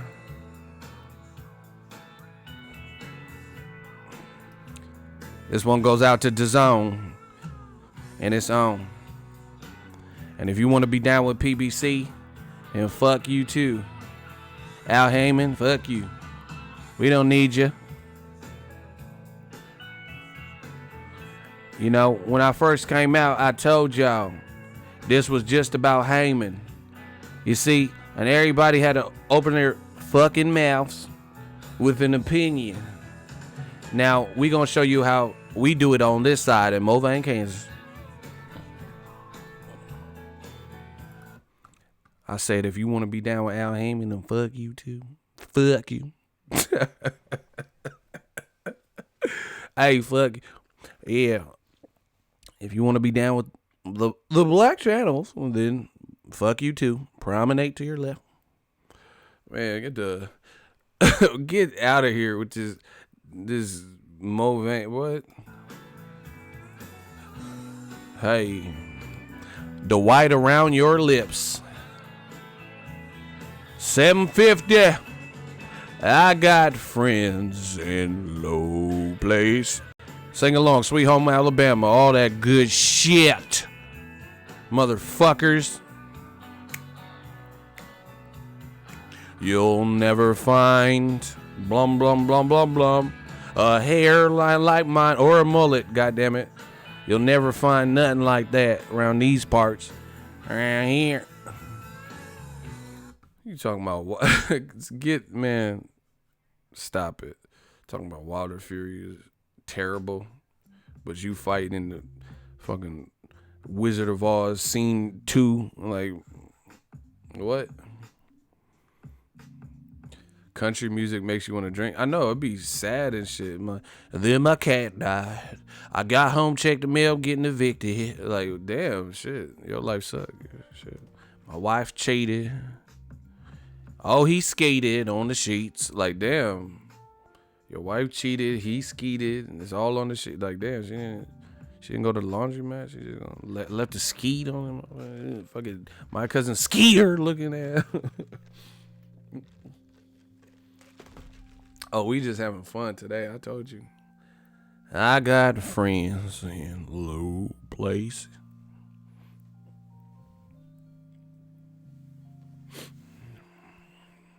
He said, run for us. Hey, y'all out of pocket. Me and Jenny, we was like 2 peas in a pod. It said lot for lot, a box of chocolate. You never know what you're gonna get. Yeah, Mulvane, Kansas. Like, stop it, bro. Yeah, I was at the casino, Kansas Star. That shit sound like a newspaper, bro. They probably have it double. It's a casino, a newspaper. You know, it's like a multi-purpose. It's a Walmart, casino, newspaper, because they got limited space. So, you know, you can get everything. A gas station and shit. That's how small places be. It's like everything is done there. Auto body shop and a strip club. You're like, yeah, I need to get my tires rotated. All right, I'll be back. And then you go in the other room. It's the boom boom room. Oomps, oomps, oomps, and bitch. I wanna run. You getting a diagnostic. They on the pole or shit. Like, damn, this is a strip club and a fucking Firestone. What the fuck? I wanna run.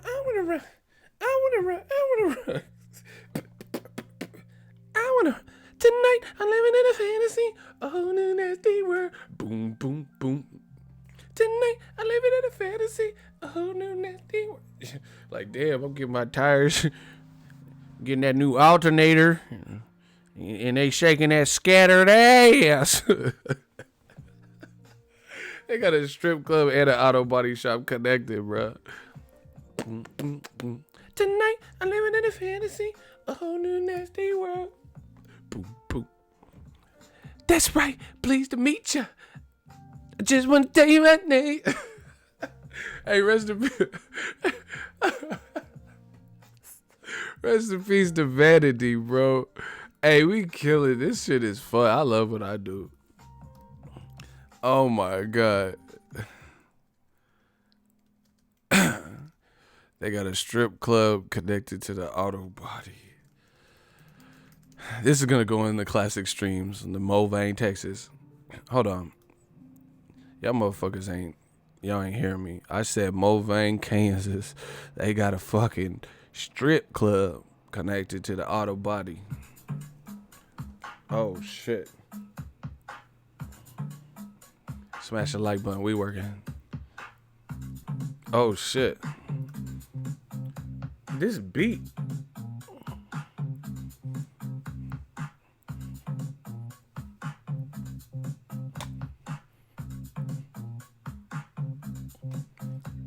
That's right. Pleased to meet. Oh. You could tell, you could hear that Prince influence.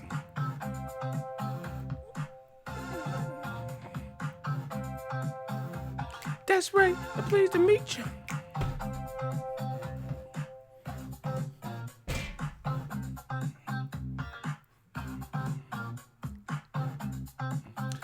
Let me stop.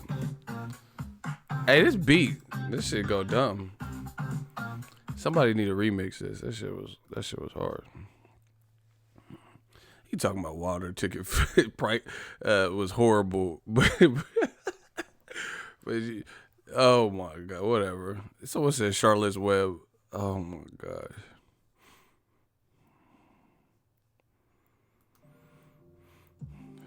Doodoo Brown. What? Y'all just be saying whatever. That man said Doodoo Brown.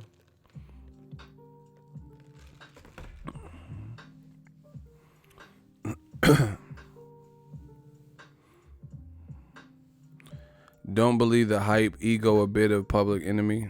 I don't know what that means. You mean the song Public Enemy?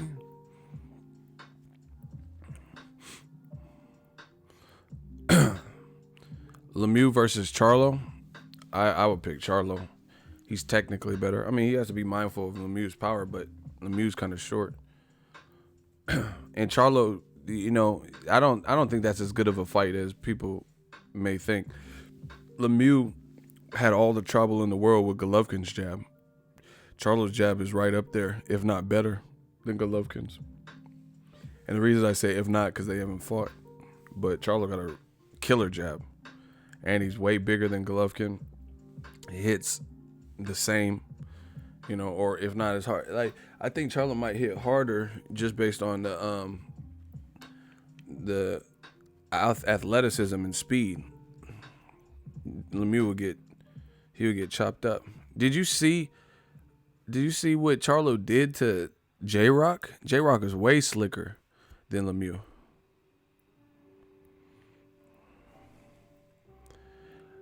Marlon Valencia, Ellie Sekbeck is the best boxing reporter. Shout to Ellie, block him. Block that dude.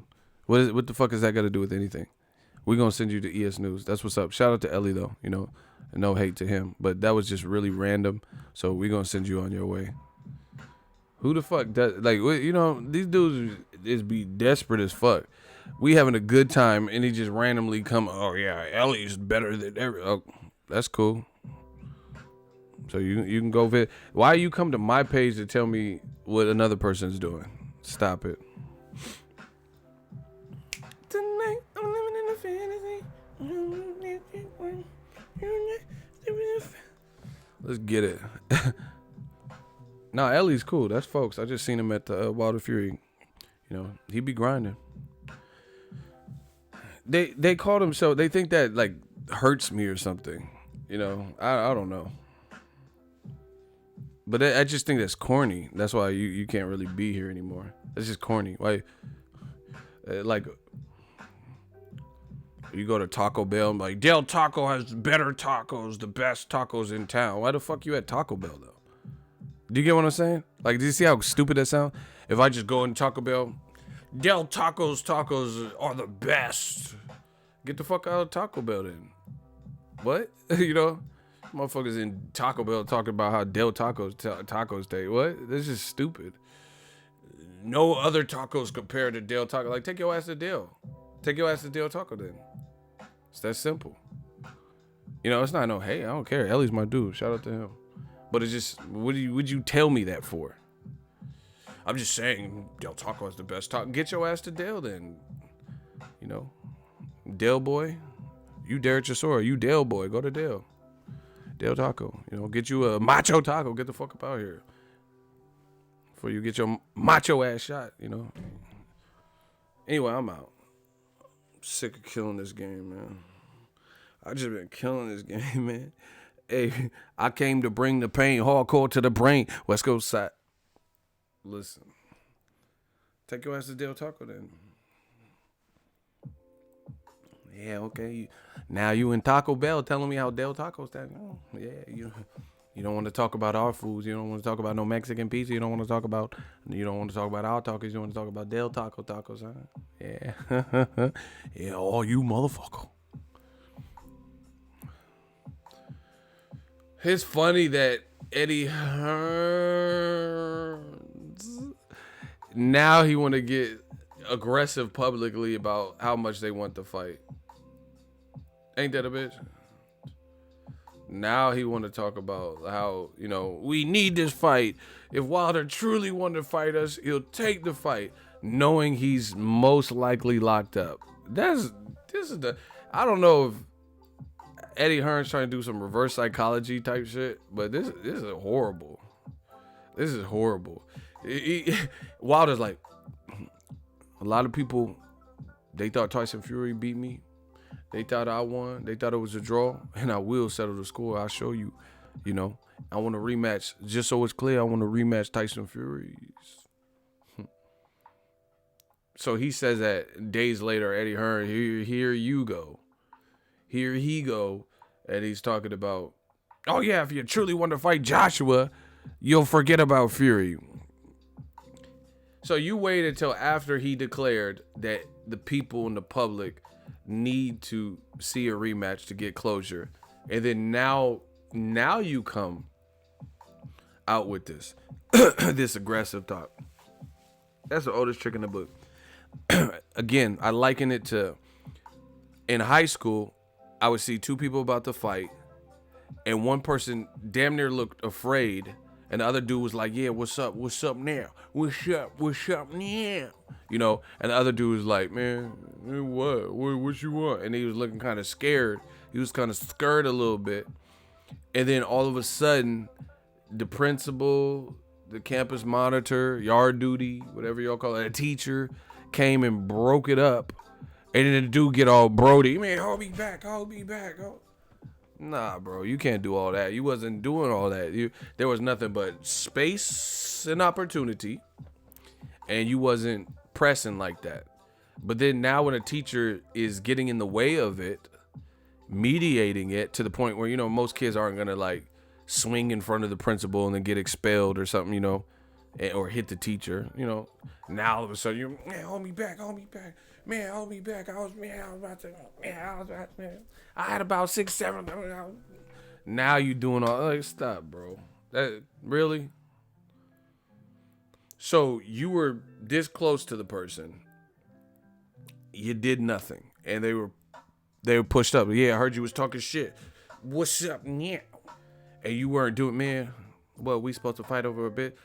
I think you need to watch who you call a bitch, partner. I'm Alina's cousin. She don't like the way he's doing all this, and then the teacher come and, you know, break it up, and then now you're, man, homie, I try to hit like 6, 7 of them. Now you doing all that. Man, he tried to run up. I tried to sneak and hit my glass. I'm about to hit him with the rock bottom elbow. Like, now you doing all that. No, bro. This is Eddie Hearn. Man, hold me back.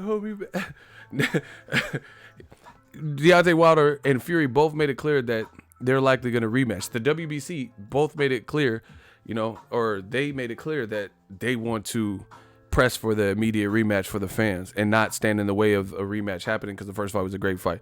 Now Eddie Hearn on some, hold me back. Joshua want this. Hold it, man. Hold it. I'm from Brooklyn, yo. Okay.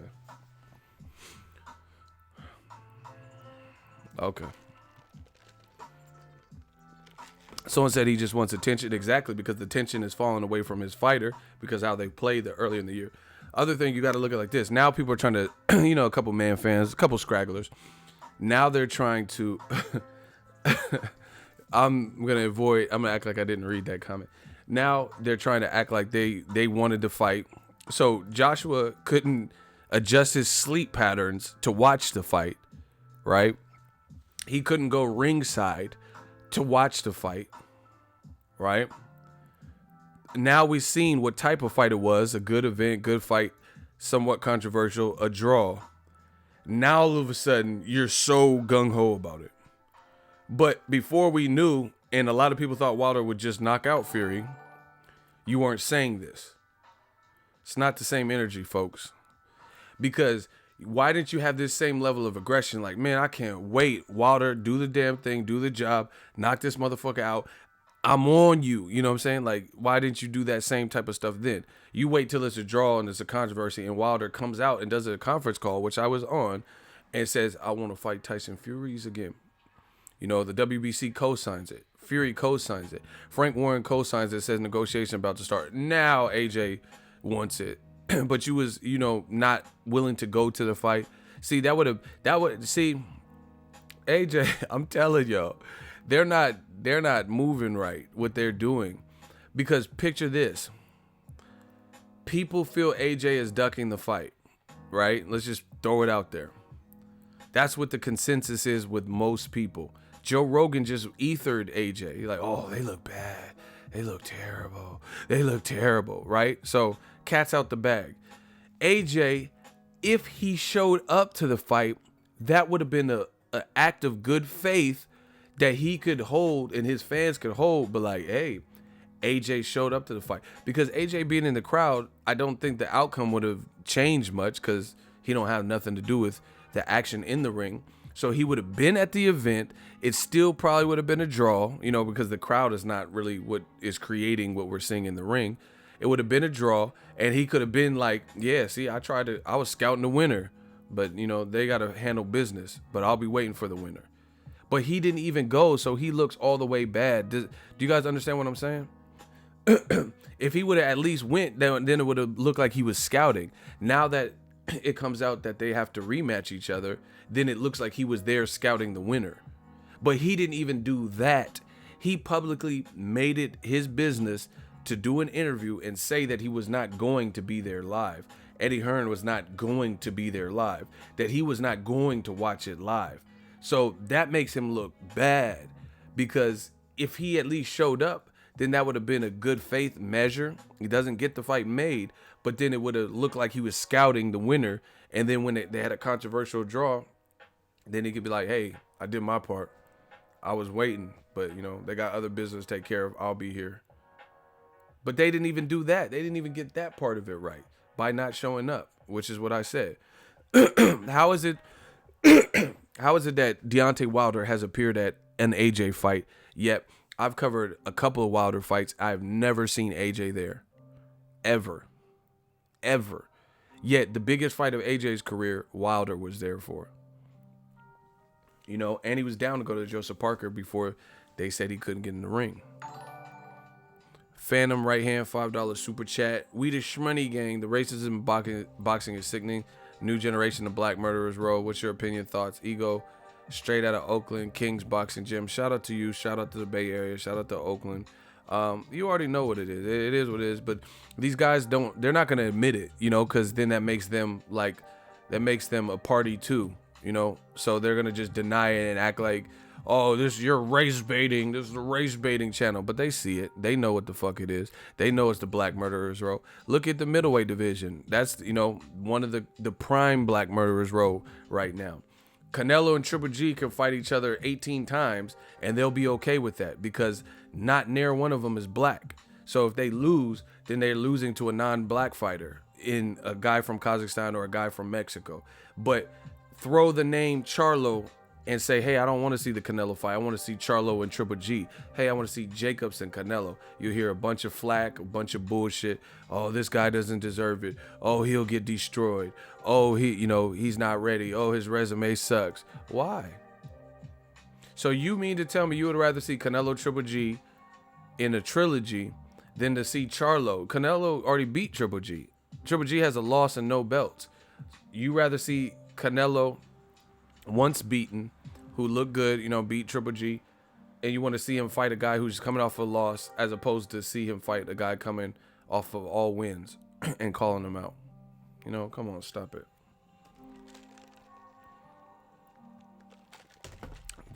J-Dog said he was sick, but he's still killing y'all. He making y'all sick with facts. He said AJ doesn't have Fury's defensive prowess. Exactly, and Fury said that. I got it on camera. He says, I see why AJ didn't want to fight Wilder, because that right hand is the most powerful right hand. He's the biggest puncher in boxing history. I felt that tonight. And he says AJ would have been nailed, and he started laughing. He said he don't move like me. AJ would have been nailed. He would have been nailed with that right. Listen, these dudes, these man fans are so stupid. Oh, we on a road today. I've been on for 3 hours. Fuck it. These man fans are so stupid. They start comparing shit that's not even comparable. Wilder and Fury had a draw. Fury is 6'9", 6'10". AJ is 6'6". Tyson Fury is like the feint king and moving around. Plus, he was probably underestimated, you know, by a lot of people. What he did, they act like it's a win for Joshua. That's not no win for Joshua, because Joshua didn't produce that. Joshua, in fact, had the opportunity to fight Wilder before Tyson Fury, and he turned down $50 million. That has nothing to do with Joshua. That's like no different. Like, let's say when I was working at Lowe's, let's say my friend scores with a hot chick in the building, you know, Nikki, Nicole, or some shit, right? My friend has like smashes. What's that got to do with me? That ain't a body for me. That's his conquest, you know. What, even if you had Tyson Fury win, that don't have nothing to do with Joshua. You know, that's like, I mean, when Tyson Fury beat Klitschko, Joshua still had to face Klitschko, because Tyson Fury beat Klitschko. That don't have nothing to do with Joshua. You know, when Wilder beat Luis Ortiz, that don't mean Tyson Fury beat Ortiz. That don't mean AJ beat Ortiz. So, you know, these dudes acting like, and the thing is, they don't even fight the same. They don't even fight the same. AJ don't fight. AJ's kind of stiff, muscle bound, and diesel. You know, hits harder than Fury, but Fury has better upper body movement and better, you know, defense. Totally different fights. Fury's 6'9", 6'10". AJ's not 6'9", 6'10". Totally different fights, you know. So anybody who's like acting as if this is a package deal because one UK guy arguably beat Wilder, you know, that's not how that works. That's like, you know, that's like a YouTube channel reaching a milestone, and then I act like I won, and I have nothing to do with that YouTube channel. Like, we're not like connected in any way. You know, yeah. Logan Paul, he got this. He unlocked this. What does that got to do with me? Like, if Logan Paul gets a brand deal, what the fuck is that got to do with my channel? That don't make money in my pocket. Totally different fights. Styles make fights. End of course. You know, look at it. Juan Manuel Marquez gave Pacquiao difficult fights every time. In my opinion, Pacquiao beat Bradley every single time. Bradley fought Marquez, and the first shot he fought Marquez, I thought he convincingly beat Marquez. Boxing don't work like that. You know, even with the Jose Pedraza, Gervonta Tank Davis, Lomachenko fight, you know, it doesn't mean that Tank automatically beats Lomachenko. But the reason people are, you know, comparing it is because it's a mutual opponent. And if, you know, there's little things you can draw. Like if Pedraza marked up Loma's face like that, and he's supposed to be, you know, this guy who they say has the crazy defense, we all know Tank hits harder than Pedraza. So how would that be, you know? But these dudes are comparing AJ's style to Tyson Fury, which is nothing. It's not like I'm going to say it again. Tank hits harder than Pedraza. So people are looking at, hey, Pedraza had some success and marked up Loma's face, won't, you know, hurt him to the body. So now they're looking at someone who punches harder than Pedraza, and then they're, you know, curious. Tyson Fury did what he did with Wilder, and he has a great defense. So the only way you would make that work is if AJ had a better defense or even equivalent defense to Tyson Fury, which he doesn't. Because Tyson Fury fought Klitschko. They have a mutual opponent, you know, and Klitschko couldn't even touch AJ. I mean, he couldn't even touch Fury, and he touched AJ and had AJ's feet in the air. Totally different fight. Klitschko, you know, this Klitsch getting licked and all this shit. Fury was fucking with it. Klitschko couldn't even touch Tyson Fury. But then, like I said, AJ got knocked down and needed several rounds. You know, at the time of the stoppage, I think I had Klitschko up, to be honest. AJ was doing cool up front, knocked down Klitschko and hurt him real bad.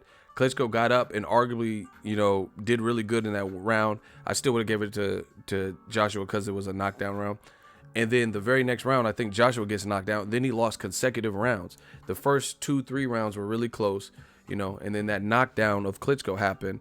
That was an AJ round. But then AJ gets knocked down and loses consecutive rounds, you know. And then maybe one round before the stoppage, AJ started to come back alive. So, you know, styles make fights. That's what it is.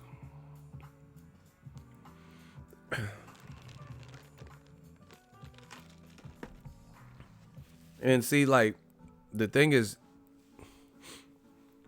Wilder, I think Fury and Wilder's style is real hard for AJ, because Wilder is him being wild and being an inch taller and unpredictable.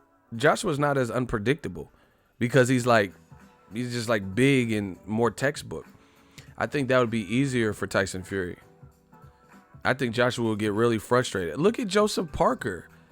You know, Joseph Parker, I'm not going to say he fought scared, but that was like the biggest moment for him. Tyson Fury's from the UK.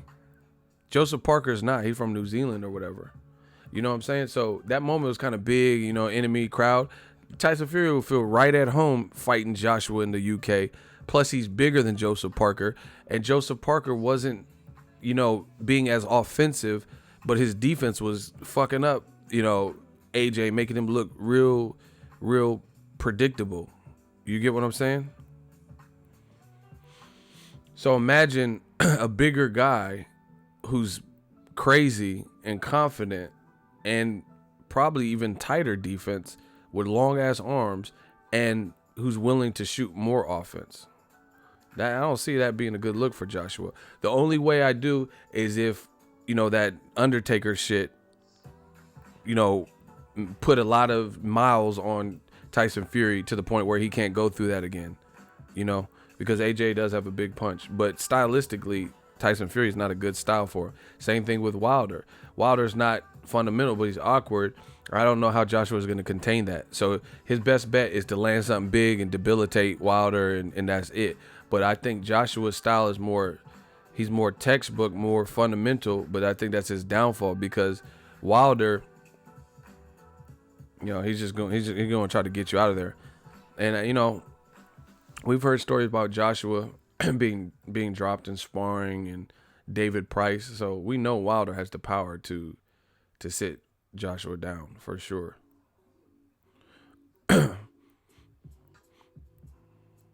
I mean, Joshua was listen. See, this is the thing too. People gotta. I really talk this boxing talk, whether people agree or not. I talk the boxing talk. I'll say it like this. You guys can tell me if you disagree or agree. Klitschko was a big moment for Joshua's career. I feel like after you fight him, you should have been like leveling up each fight. Joshua seems like he's regressed or stayed the same at best, probably regressed since the Klitschko fight. Name a performance that he's had since Klitschko that looked like, you know, Eric Molina. Name one fight where he looked like that. Like the Eric Molina explosive, bah, bah, you know, Charles Martin, Joshua, when he was fighting all them dudes, even Dillian White. He got his bell wrong in one round, but, you know, he was winning that fight. Name one fight since Klitschko where he looked like that. You know, I think him getting dropped by Klitschko hurt him too, because I think that chipped away his confidence. Now he's thinking twice or some shit. You know, he seems more cautious or some shit. I don't know what it is. I think it's because he got knocked down in public and his ass on the canvas and his feet were in the air. Like, you know, his feet were like that, you know, and it's made him just, you know, he's like thinking too much or some shit.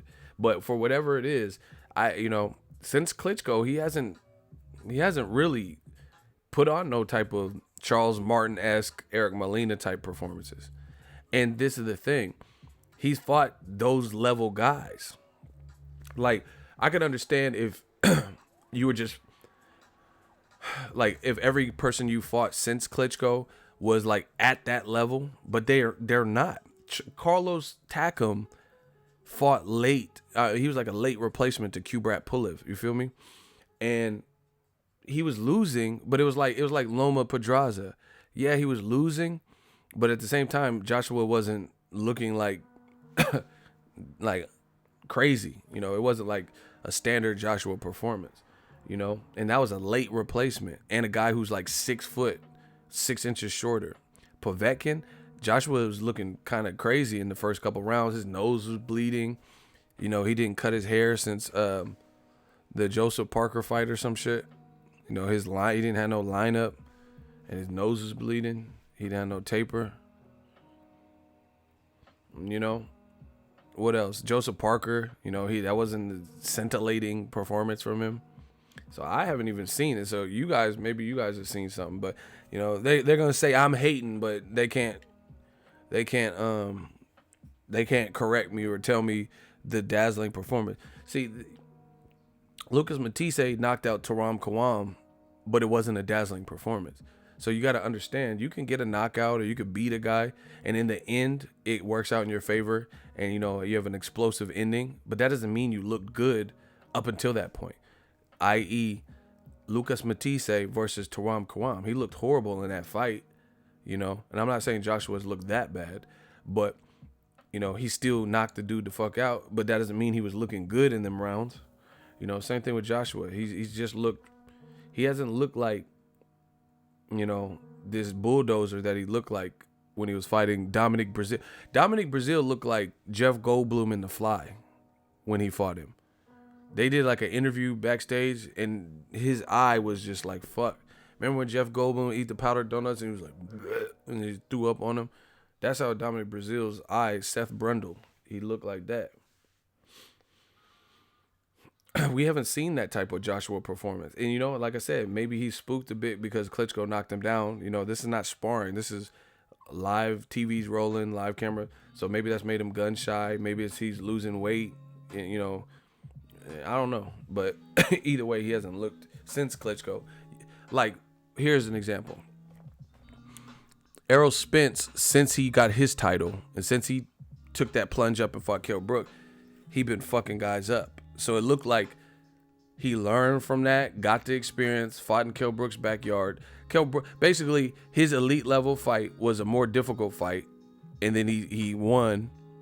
And then the other fights, the lesser guys than Kell Brook, you know, Lamont Peterson's a good fighter, but, you know, hadn't had too many fights at welterweight. He blew through him. Ocampo, mandatory, but didn't, you know, no real big resume names, blew through him. You get what I'm saying? So it looks like he's leveling up each time, you know, and that's what you would expect. You fight an elite guy like Klitschko or Kell Brook at welterweight, you would expect if he's fighting lesser guys or less rated guys afterwards, that those performances, if you knocked out the elite level guy, it seems like you would have an easier time knocking out Lamont Peterson or an Ocampo. Imagine if Errol Spence had a so-so performance against Ocampo or Lamont Peterson. It's like, damn, you just got past Kell Brook, you know, and eventually stopped him. This other stuff, these guys aren't even ranked where Kell Brook was ranked, or champions at welterweight, or hitting as hard as it seemed like those fights would be. Do you get what I'm saying? So that's what I'm not understanding. The Klitschko fight, I can understand why that was hard. It's Klitschko. But how you go from that to a last-minute replacement, Carlos Takam, and, you know, you have like a struggle stoppage where like the referee really didn't have to stop it. You know, how do you knock Klitschko the fuck out, gain all the confidence and experience from fighting a Klitschko, and then Carlos Takam, who got knocked the fuck out by Alexander Povetkin, you know, you get kind of a referee mercy stoppage where he's like fully conscious and like on the ropes, but, you know, trying to dodge shot. That's just weird to me. You know, Joseph Parker, you know, that, I don't know. It's just weird to me. Like, here's an example, and I'm out of here. Deontay the Bronze Bomber Wilder. He fought Luis Ortiz and Tyson Fury. These are elite level heavyweight names. So if he were to fight after that, let's say Tyson Fury, and he knocks out Tyson Fury. So fighting those 3 types of fights, if he gets past those, then if he were to fight, let's say, Gerald Washington or, you know, Charles Martin or somebody who's not as ranked as Luis Ortiz and Tyson Fury, I really feel like those fights would come easier because you just got hardcore experience, elite level fights, got past them, and now you also, on top of winning, you gain valuable experience. For AJ, he gained the valuable experience from Klitschko, but his performances have looked worse. They definitely haven't looked better than before he fought Klitschko. Like Dillian White put up a good fight when and AJ wasn't even a champion, and then he knocked Dillian White out brutally. But then you fight Joseph Parker, who would later lose to Dillian White, and Joseph Parker has you missing and looking kind of crazy. Do you know what I'm saying? I don't really see how what happened. So to me, there's some kind of disconnect. Maybe, like I said, the Klitschko knocking him down. Maybe he's thinking, you know, because you've seen after Pacquiao got knocked the fuck out by Juan Manuel Marquez, he started boxing more. He wasn't as aggressive. So I don't know if he has something in his psyche that's like holding him back from, you know, going all out. And he's even kind of talked about this and made excuses. Like AJ said something like, I was thinking too much, and, you know, I was thinking about Wilder and the Parker fight, and I didn't let my hands go. But then you fought Povetkin, and you were still struggling with him a bit. So, you know. See, Real Brother 32 says AJ is regressing in opposition. Yeah, not only in opposition, he's regressing in performances. Name a Charles Martin, Eric Molina, or Dominic Brazil level opponent that he's fought since Klitschko. You can name level opponents, and then name if the performance looked like they did then. Do you get what I'm saying? Like he's fought guys that are in the same realm or the same boat as Charles Martin in terms of talent. Charles Martin, Dominic Brazil, and Eric Molina. He's fought guys that are like the same type of stylistic threat to him, same echelon tier of fighter, but he hasn't looked like that. So it is what it is. I'm out. This was a long ass stream. This is my longest one in a minute, but this was fun. Shout out to my channel donations, the shooters, Money Pal for the $100 super chat. We working. I'll probably be back. You know, we just chilling. Holla at the kid, man. Peace out.